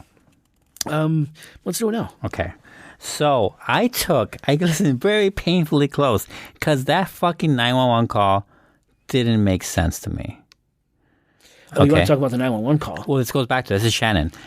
I was waiting for this affidavit. Yeah. For this reason. I have a dialogue right here, okay? So it's very strange that Shannon told this cab driver that this guy was helping me financially. Obviously, maybe she doesn't want to admit It could be easily just sociable cue, like she doesn't want to admit, like, hey, I pay for sex and he didn't want to pay me. I don't know if she was hiding that fact or if something else was happening. You know, I mentioned earlier in the first episode how, not Shannon necessarily, I might have mentioned it for her, but I don't think so, with others, but with other people, that are any one of these victims a connection personally to the killer? Okay, I'm not saying it's true. They could all not be. Most likely they're not. But this weird affidavit fact that she said that and that way it makes me feel strange. And again, I'm not saying because it's that affidavit, I should immediately believe it more, but I do feel like I believe it more. So I'm saying that this person's a cab driver, not normal citizen, quote unquote normal citizen. I'm not doing anything illegal, is what I'm trying to say. Right. Not shunned by society. I like that more. You know what I'm saying? It's two women taking a long drive. Yeah. One's incredibly upset. They strike up a conversation. I think it's natural. Also pretty smart of her. What are you crying about, honey? I mean, I wouldn't trust the bathroom with that frame, but I guess he couldn't take it down maybe. I don't know how hard he tried. I like it. She's very smart. Just went in there immediately, call the thing, make sure you make the noise, make the honk, the lights. There's witnesses. Yes. I like that a lot. I like that a lot. And then 911 call. Yeah. I wrote a few things in quote. So listeners, you got to go back again and listen to that first episode because we play this, what Oscar's talking about here, we play it for you. Yes. So please go back. It's all on the clip that we showed. I did listen to the whole thing, but this is where the real meat and potatoes are anyway. What we showed on the show, that makes no sense, is what I'm talking about here. Quote, this is in the order that she said it to. Quote, why do you call me by my name? Oh, yeah. Why did she say that? I know. Trust me, they don't tell anyone their real names. And she says it twice. They don't tell, I know. They don't tell anyone their real names. Unless we just don't hear Michael Pack saying, come on, Shannon, let's go. And she's like, why are you using my name in front of Joe Brewer? It could be that. Right. I did think of that too. But you're right. She said, I was going to go there. Why are you calling my name? Well, and then doesn't she follow it up with, like, you've been involved the whole time? You've been part of it I'm going to get there. Okay, I'm getting there. Yes. So actually, that reminds me of a question that I should have asked before this. Is it verifiable that the other two voices are only Pack and Brewer? I mean, that's what's in every report, is that's who you hear in the background. But not, it's not like we know if they know. Like, we don't know how they know that, right? 100%? I'm trying to remember where I read it. But this police force have no fucking clue. If they just thought that and they're like, we just write it down, who gives a shit? It wasn't in a court document or anything. Right. But pretty much, because, when I take facts for stories, I try to cross-reference those facts. I know you do. 3 times. I know you do. Yeah. So if it's repeated 3 times, I take it as pretty factual. Pretty factual, yeah. And that's what a lot of the stories say, is that's who you hear in the background. And one you could tell is Michael Pack because he has an Asian accent. Yeah. You could tell. Yeah. I mean, I couldn't really tell. It was hard to hear some of it. I had to really listen to it. But you're right. You can't tell in some of them, I'm sure. I hear a let's go upstairs from one of the men. Is it upstairs or downstairs? I heard upstairs. It could be downstairs. It's hard to hear. Listen to it again. Yeah. I heard upstairs. I could be wrong. You might be right now that I'm thinking about it. Let's go upstairs. And it's in the midst of her, like, being freaked out. Obviously, she's calling 911. I'm hearing this. So, like, is it trying to, like, if it's Brewer trying to salvage his night? If it's not Brewer, let's say I initially thought it might be Burke. I'm way less thinking that. Based on this affidavit, is it Rex? Trying to separate her from the other people? She knows what that means. Right? Anyway, going on. Why did I just get the fucking goosies? I hope so. Holy shit. And then she asks, what are you going to do to me? What are you going to do to me? Are you going to kill me? I hear that here. And then from him, I'm thinking it's him now because it's Rex. Let's go back to Manhattan. Yeah, let's go back to, and the way he said, let's go back to Manhattan. Honest to God, that's how he says it. Okay. No, I believe you. It's just like, we'll also make it fun of the way he says it. It's funny. Yeah. Something about near water. He says, we're not near water, or we're almost near water. We're on Long Island. We're near the ocean. Yeah. I think that's Michael Pack, her driver, said. Because she's like, where am I? I don't know where I'm at. Yeah. You're on Long Island, near the ocean. Yeah. Near the water or something like that. Why? That just shows she's way out of her mind at that point. I don't know. And then she says, you're being sarcastic about this. You were a part of this all along. There you go. That's a big one. That's my favorite one. Not my favorite one. It's terrible, but... That's a big one. Is Pack a part of this? I'm getting body goosebumps everywhere. I'm thinking Pack was a part of this. I'm thinking that maybe Rex bided his time with this victim that got away. found a way in. Now, I was thinking initially that it might have been through Brewer, and I could still be right. But now I'm thinking it's Pack. Okay, so there's a little pattern, right, with Rex hunting down the taxi driver. Yes. The one that got away. I mean, that's him hunting down tying Shannon, loose ends. The one that got away. Trying to right. Yes, trying to tie up loose ends. Yeah. So you got to listen to the interview with him and Antoine Amara. Because you hear his voice. Right, that's true. For 25 minutes, you hear Rex's voice. Yeah. Now that I'm thinking about... Oh, did I just hit the mic? It's okay. Now that I'm thinking about it, it could sound like Rex's voice in that 911 call based on watching that video of the interview with Antoine Amara. Oh, man. Yeah. I'm freaked out. Hope so.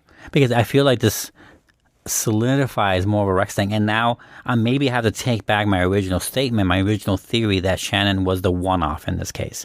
The coincidence that brought on all these other cases. So maybe she really was a part of it. Maybe he even killed her close to his dropping his hunting grounds to make it easier even. Like call her here to Gogo Beach to do it. You know? Faster, more streamlined. I don't know. And she was just too spry to. She didn't know it was a different client. Yeah, and she freaked out. I mean, she screamed. She saw him walking down the block towards Coletti's house. She fucking screamed. Yeah, because at Coletti's house, he's after her. She doesn't want to be alone. That's what he wants, alone with her. That's where the scream happens, is at Coletti's house. Yep. At his front door. Yep. I can see her trying to get in the door, trying to call the cops, and she sees her like, yeah, big ass fucking frame. Are you kidding me? And knowing that she narrowly escaped once. Yeah. In the hotel room. Yeah. Oh, dude. I need a drink after that one. I'm telling you, that gave me complete body goosebumps, man. Yeah, and that I really want to mention that because it just seems like he's tying loose ends. He let the cab go. He was scared. That dispatcher was smart. There's a few smart moments in this whole thing. Yeah, very good play. Super smart, because there's no camera in there. No, obviously he's bullshitting. 100%. He could hear, but he can't see. Right. And I guess, based on his reply, he knew Rex's name. Mm-hmm. But yeah, Rex fell for it. And he got out of that cab. God knows what. Because he's not as smart as he thinks he is. Thank God he got caught, because he's not as smart as he thinks he is. But still, I'm telling you, man, I feel like he did Shannon. I hope we find soon. I hope we find out soon. Yeah. You know, they said they got mountains of evidence from his house. Let's hope part of it solves Shannon's death. I mean, that one seems like a quick job, for sure. Quick job. But we know because of how she was found. Yeah. Compared to the others. But it could just be that. The story, man. Yeah. Anyway, what's the other one? We have more, I know. Yeah, I got two more. So this next witness came forward with a sworn affidavit, but she wasn't a prostitute. Instead, she was a swinger back in the 90s. At the time, our witness, she was dating a New York cop, and they would go to swingers clubs together. Nothing wrong with that. Now, in 1996, when the couple were visiting a popular swingers club called La Trapeze in Midtown Manhattan, the couple found an advertisement in this bar, in this swingers club, for a house in Massapequa Park hosting swinger parties. Oh. Yes, so the two, the cop and this girlfriend, they decided to go to the home in Massapequa Park for some fun, but not before picking up another woman, a prostitute, who had just gotten out of jail. Now, according to our witness, the prostitute, she was in a bad way. She was disheveled, messy looking, she was hungry, she was really banged up, and she was very reluctant about going to this house. But when she found out that the man she was with was a New York City cop, she relented and went along. Now, supposedly, according to this witness, the house they went to belonged to Rex Heuermann, and Rex's wife, Asa, was there. That, in fact, Rex and Asa were swingers. Again, at the surface, there's nothing wrong with this. But it does shed a slightly different light on Asa. The witness claims Rex and this cop had sex together. And the cop's girlfriend, the witness, also had sex with Rex. Asa, on the other hand, she was supposed to have sex with the witness, but our witness is black. She didn't know that originally, and apparently Asa doesn't get down like that. Okay. Now, ultimately, the cop and his girlfriend leave the Huerman's house, and they leave the prostitute behind, that disheveled woman they picked up. Yeah. When our witness asks the cop, her boyfriend, what gives, why they're leaving this woman behind, he answers, Dad, we're just playing a game. Everything's fine. Don't worry about it. And before they could pull away, this woman comes running out of Rex's house, buck naked and screaming. But again, the cop assures the witness, his girlfriend, hey, everything's fine. They're just playing a game. They do this all the time. It's not until much later, when the witness sees a photo of Karen Vergata on the news, the sex worker whose partial remains were found on Fire Island, that our witness realizes Vergata was the prostitute they picked up and brought to Huerman's house, the one who was just playing a game with Rex and his wife. In case you don't remember from the last episode, Karen Vergata, she's the one that disappeared on Valentine's Day, 1996. Yeah. 2 months later, her feet and legs were found on Fire Island, and 5 years after that, her skull was found off Ocean Parkway near Peach's remains. Now, if this story is true, that puts Karen Vergata with Huerman and his wife inside his home. And it also makes Asa out to be much more involved in Rex's doings than we know. Remember when her hair was found on a few of the Gilgo 4 victims? Mm-hmm. Kind of makes you wonder, doesn't it? Wait, was it a few? I thought it was just one. Did I mistake that? I believe one of the victims had 2 hairs on her. Okay. But strange. If that's true, that's fucking huge, man. That's very strange. Also, like, I'm curious as to, she divorced that cop, right? So they weren't dating, Oh, okay. and the cop's never been named. Okay. John Ray, the lawyer for Shannon Gilbert's family, he knows who this cop is. Won't release the name, but they were just dating. At first, I was thinking, Burke. Yeah. But Burke was Suffolk County. He wasn't New York City. Right. That's. I mean, they're a hop away, but like, still doesn't mean. Yeah, it doesn't mean they're connected. Yeah, it was. I don't think it was Burke, but what a crazy eyewitness story that one is, man. What do you think of that? I mean, it seems like that story is it not designed. If it's real, which sounds real, I mean, not sounds real, but it's more weights added to its reality because of its signed affidavit, of course. Right. Besides exactly. That's my whole thing. I think it is not designed, but it sounds like it's designed to implicate Asa. Do you think? Yeah, to definitely. I mean, it connects Rex to this horrendous thing. Vergata, yeah. But like, he's already connected. So like, but I think what it also does is that it maybe implicates Asa, at least in the public's view, in the public's 100%. mind. Right. 100%. Not factually, it's circumstantial, but in the law, but to the public, Big it does. Yeah, because it does to me. Right. You know, makes her look a lot more shady. Yeah. Not this innocent housewife who is, either completely ignorant or under the thumb of Huerman and couldn't say anything, but knew. Yeah, I definitely makes her seem more involved. What do you think about this cop saying, like, oh, it's just a game or whatever the fuck? Obviously, he's involved. He knows what's going to happen. Okay. He brought her there. Right. Why pick her up? He brought her there.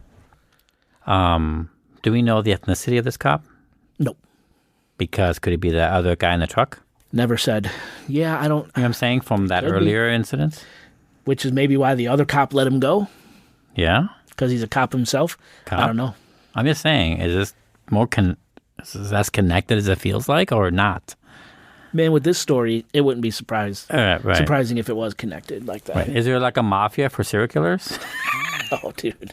Now that's a cool story. A movie idea. Right, that's a movie idea. Yeah, wild, isn't it? Mm-hmm.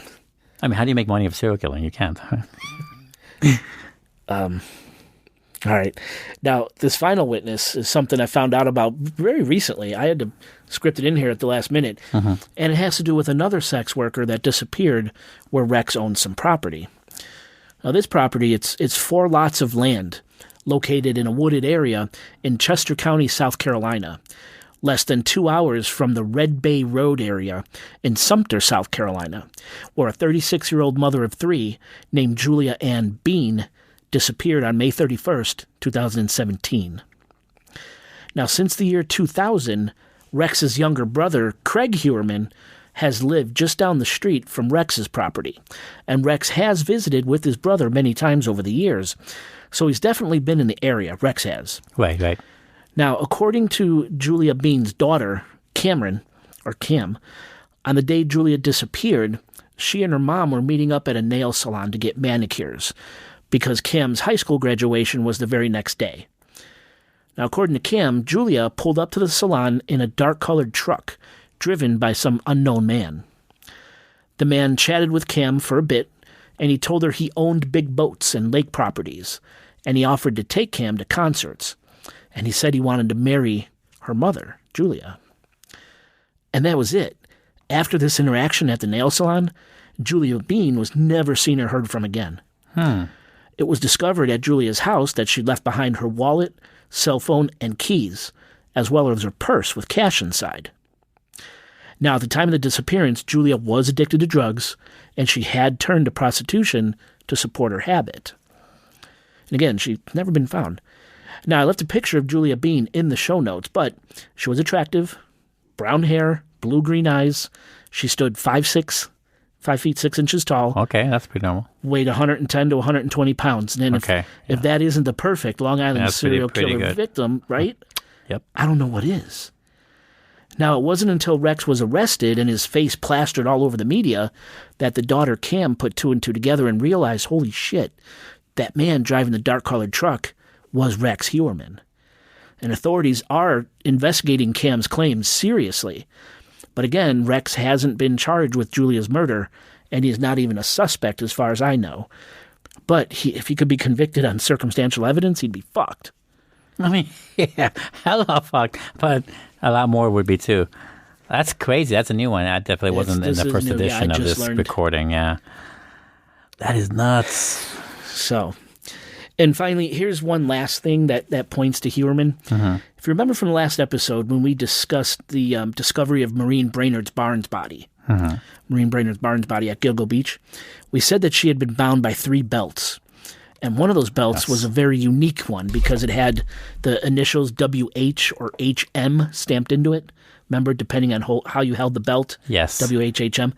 As it turns out, Rex Heuermann's grandfather was named William. Of course. William Heuermann, W.H.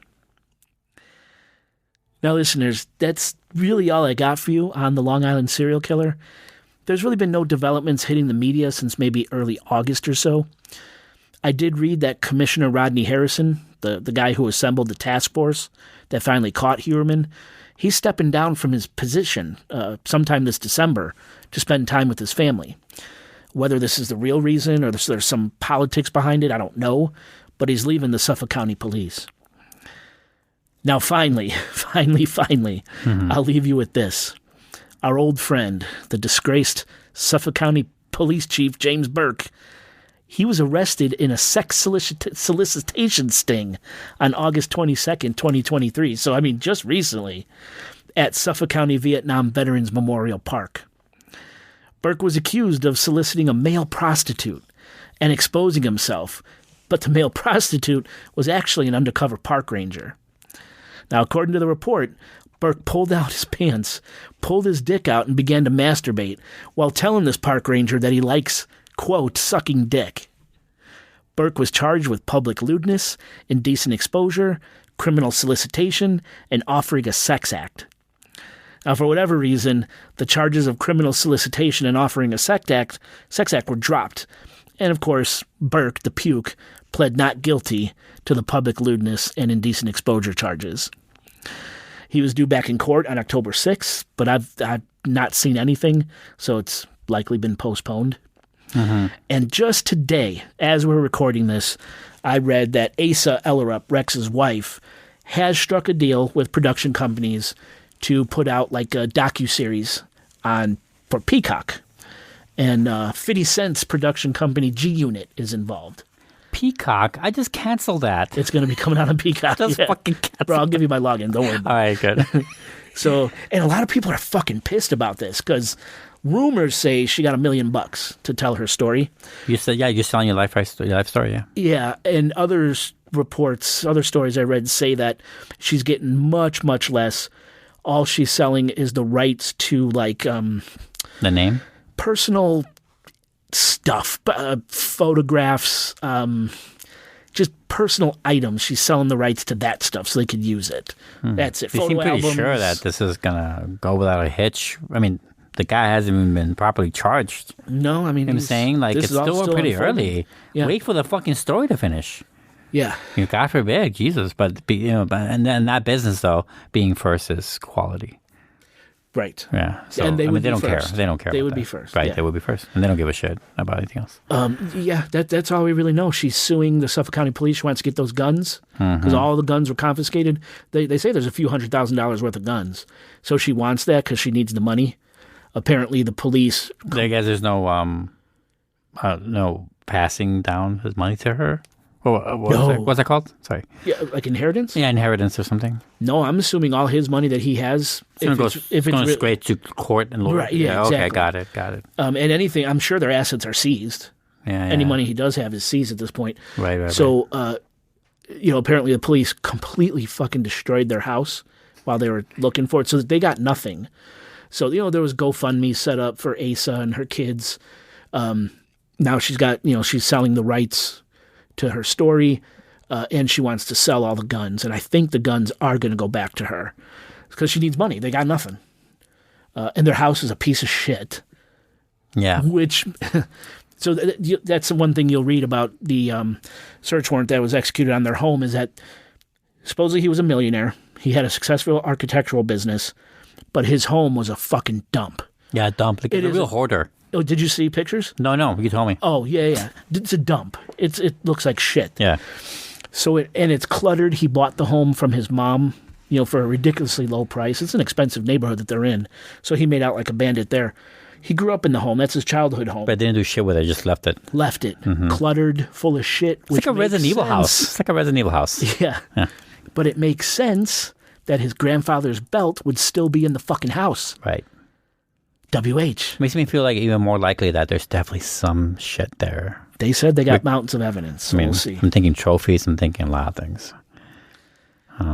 Yeah. And if she is as innocent as I'm thinking she really is in the end, for Asa, I hope she makes it up as much as possible. I feel sorry for the kids. Like when you look at the picture, especially the son, Christopher, he's mentally challenged. You just feel real bad. Yeah. And I got pictures of the family on the show in the show notes. Listeners, they're also victims, especially the kids. If they're innocent, Definitely. They're part of it in a negative way. something. Yeah. I was just going to say something else I heard recently was listeners look up timeout dolls. Just Google the term timeout dolls. And then in relation to the Long Island serial killer, look that up too. Yes. So you saw the photos, Oscar? You showed it to me. Yeah. Okay. Yeah. So they found what's called timeout dolls, and apparently these were big in the 80s and 90s.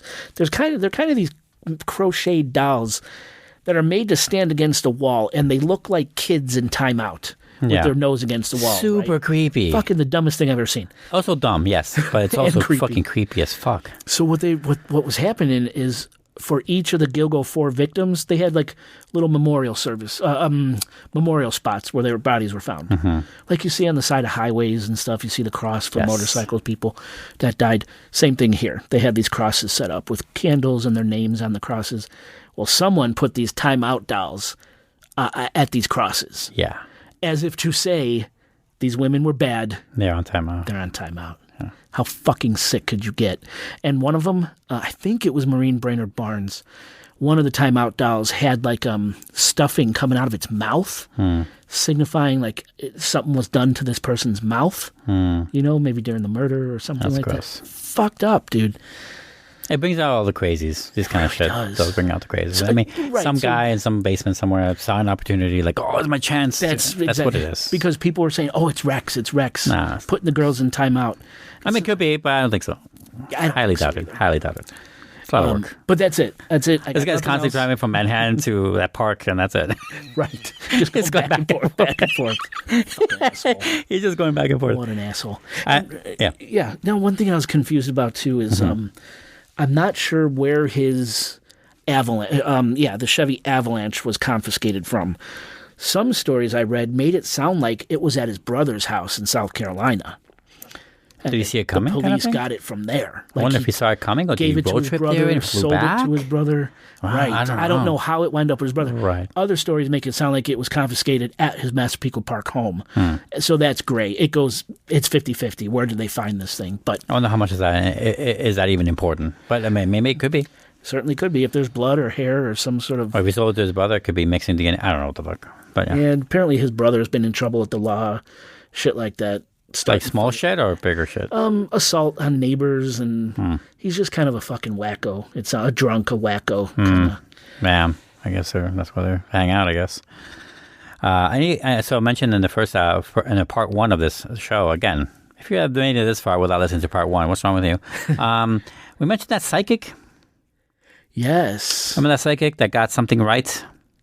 Yes. So I'm surprised that you didn't say anything more about that in the sense like, well, I'm surprised nothing more came out of that in reality, meaning that the psychic, I imagine is a she, didn't come out to try to capitalize on this, or like the family sought her out for further predictions that we know about. Obviously we don't, right? Because you didn't say anything else. Am I to assume there's nothing else we know?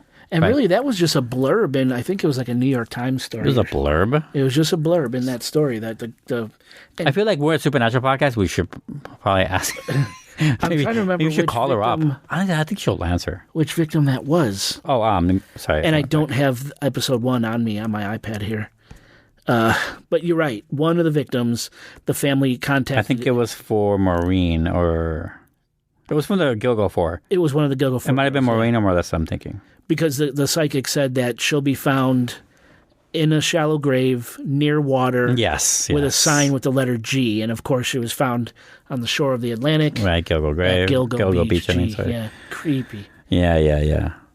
Anyway, did I mention to you about the Peach?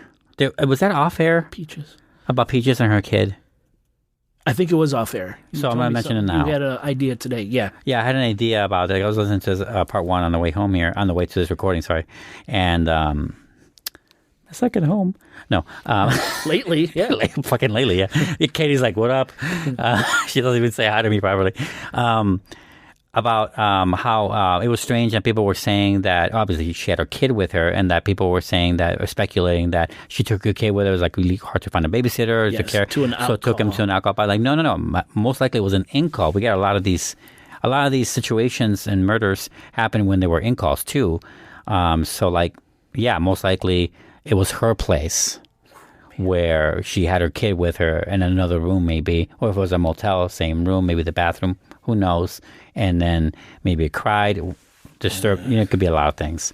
I even said that it could have been a mercy thing, like instead of letting the kid starve, just kill him real quick. I don't know how dark this goes. I'm just saying that I think that's more likelier than her bringing her baby out to a call. Right. Yeah, it does sound I wanted to mention that because it did seem like most people were thinking alcohol. I'm like, no, I'm thinking in-call on that one, which is fucked up for sure.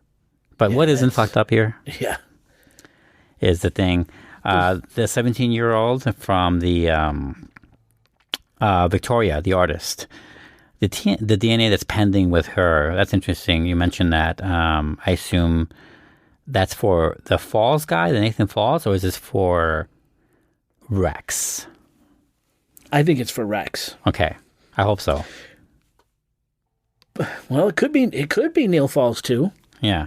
No, I mean, you're right. It could. I think every murder should be all up against that guy. Yeah. Get as much DNA as you can. I think he was way more active than 10. I think so too. I mean, that guy is pretty scary. The fact that we know nothing. And when you see his picture, he looks like a fucking pipsqueak, dude. Like Steve Buscemi and that movie where he plays a serial killer. What's that movie? Con Air. Oh God, is he like that? No, he looks a little more fuller in the face. Oh, okay. But yeah, he just looks like a fucking. Dude, like a teacher or something. Yeah. It's so weird. So I have 2 more things. Regarding Atlantic City. Yes. It seems like that's the least likeliest scenario that anyone we talked about is involved there. I don't know. Those demos are different. It feels like it's different enough. I'm not saying that the way they looked, yes, they're all sex workers. I get that. But like, I know that I mentioned the problems with the Vegas ones.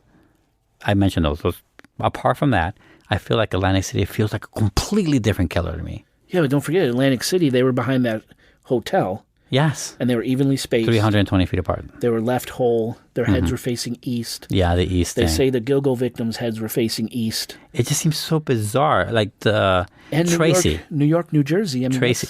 Right. That's a drive. Because they love comparing each other. That is a drive. It's not far. No, you're right. It's not far. And I felt weird, I think, mainly because of Tracy. Her whereabouts. Like, that she was the fourth victim that we talked about. Third one, sorry. For the Atlantic City. Mm-hmm. They're all ages 29 to 42. So that threw me off to the age bracket. Yeah, a little bit older. A lot Definitely. older. That's twice older. For 30, what was it? 42? 30, what was 29 to 42. 29, okay. Yeah, that's a little bit older. I think noticeably older for this guy. Right. Yeah, if it's our guy. That's what threw me out. That's exactly what. I knew I wrote it down for a reason. That's why. But I think also a common theme with those women is they were heavily The other thing is that drugs were used to subdue them too. This guy never needed that. Either they did it themselves or he gave it to them. We don't know, but some of them you mentioned there were lethal amounts. Yeah. So there was the one had lethal. So heroin. no. I feel like this killer used a different entire methodology and like different types, not different types, but different women, different victims. It just doesn't feel right to me. I think the age is the biggest one there, and I don't know if that's a big sticking point for me. Mm-hmm. I just think they were so badly addicted to drugs that they were just way too convenient. That's what I think. So easy pickings for him? Easy pickings. Maybe that's what you're thinking? Yeah, the age doesn't really bother me. What about the two unknown men that accompany her? With Tracy. When she leaves the hospital. Mom says that, yeah. Yeah, I know. Two accompanying men. We mentioned the guy with the truck earlier, with the one other one, and mentioned the fact that he could be having an accomplice with him. Well, is that what that is? Last scene with two men accompanying her. That's the story. You know? And just missed her mom by 5 minutes. By 5 minutes. She was coming right back. She drove all night, over 90 minutes straight. Yeah, and it's never really clear on who sees them. Yeah. Was it a hospital worker that sees them? Was it another prostitute were they back on the streets ready and a prostitute seen her with two Johns? It's not clear. But yeah, who are those people? That's who I'm looking for if I'm a cop. Yeah. And there was really never a physical description of these people. No. Put out there. Might have been far enough away to not really. Yeah, well, one was almost 7 feet tall. But that's Rex. You know? Yeah. Nothing was ever given. That's the other thing I think I mentioned in the first take of this thing, where like the worst thing you can be is be so distinctive that you can be described from afar. Like you can't be a serial killer. You can't be 7 feet tall and be a serial killer. No. Like you're so easily spotted. Yes. What an idiot. Yeah. Like just curb your appetite or cut your legs off because what are you doing? Commit murders on your knee. Right. Just go on. Kneel down. That's a funny image to me. That's probably not good. But you know what I'm saying? Like he's too distinguished. And the ogreness also doesn't help. Right. No. Nothing helps. It doesn't. Nothing helps. I feel like this guy should have been caught a long time ago. Obviously, this speaks more against our systems and shit. And not to mention our socially speaking systems of not respecting adult human beings like sex workers. Right. We talked about that in the last episode already. You're right. But yeah, the law stuff is not very good, very slow and ignorant. And this is the result of that because this guy should have been caught so much longer ago. Look at the phone shit. Agreed. What an idiot. Agreed. Yeah, they really dropped the ball on this. But yeah. At least he's behind bars now. Yeah. Let's hope this is the guy. We have to wait. What would really sadden me is if it comes out that he killed way more than we even know. Like, because that would just make it worse. Yeah. You know? Like, I don't know what his window, you know, everyone talks about a serial killer has their window, not appetite window, they call it something, right? Their window of how many times they kill before they have to do it again. Yeah. Right, when the next time they feel... Then they have that cooling off period. Yeah. They call it something, though. It's some name for it. I don't know. So I don't know how many more kills they have. But that's roughly it, though. Let's hope it stops here. Yeah. Let's hope it stops here. Yeah. Until we start hearing more about this Neil Falls guy. Right. Then I think we're going to see a trail, unfortunately, with him. But time will tell. Yep. Time will tell. and hopefully some new news comes out so we could update you guys Yeah. on this case. Yeah, right. Should have like pings and notifications ready. You could set up Google. No, that's a good idea. I should set up a Google alert. Yeah. So anytime anything with Rex hits the news, we'll get links to it. Mm-hmm. And we'll try to keep you guys updated. Do you have more questions? Nope, not really. Any more thoughts? Maybe a couple little ones, but no big deal. I think I got everything. Are you sure? I'm good. Yes. All right. Well, I hope everyone liked these 2 episodes. Make sure and check the show notes. Mm-hmm. And have a Merry Christmas. Is that going to be... This is going to be close to a Christmas. Yeah. Okay, sometime in December. So we'll come back in January? Yeah, probably January. Okay. So Merry Christmas. Thanks. Yeah, Merry Christmas, bastards. How about that? There you go. Oscar, could you please hop us along home? Hop Yes. along Kiss It Each. Wow.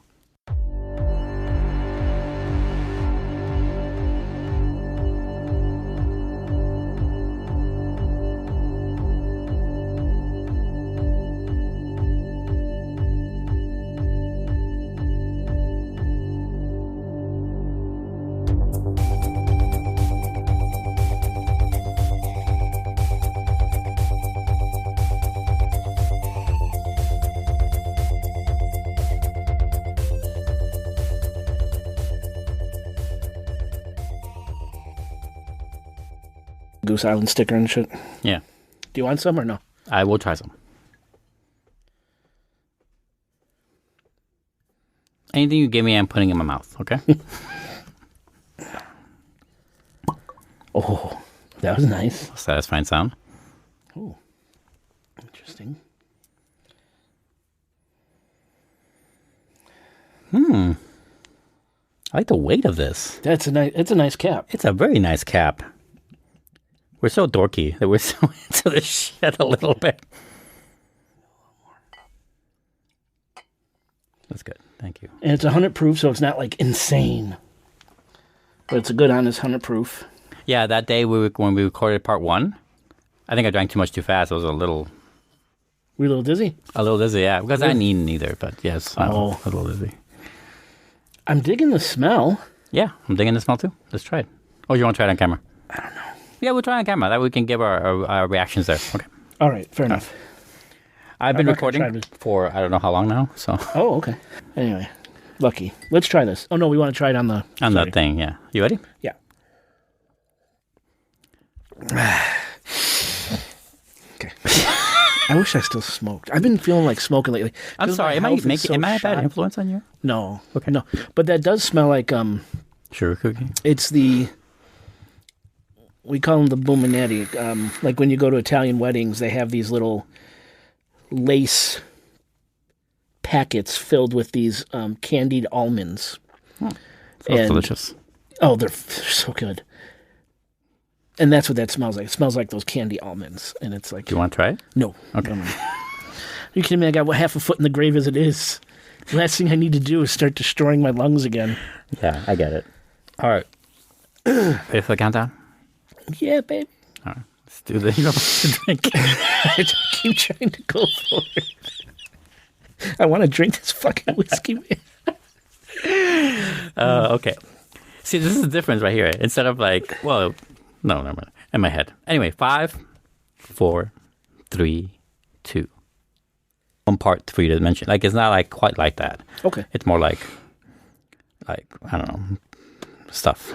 Stuff and things. All right. Stuff and things. Ready? You could tell. I wrote this part at home because it's well thought out, full sentences, and then here like Karen, Manhattan. Okay, Jody, 2003, call girl. Like it's just because I'm driving.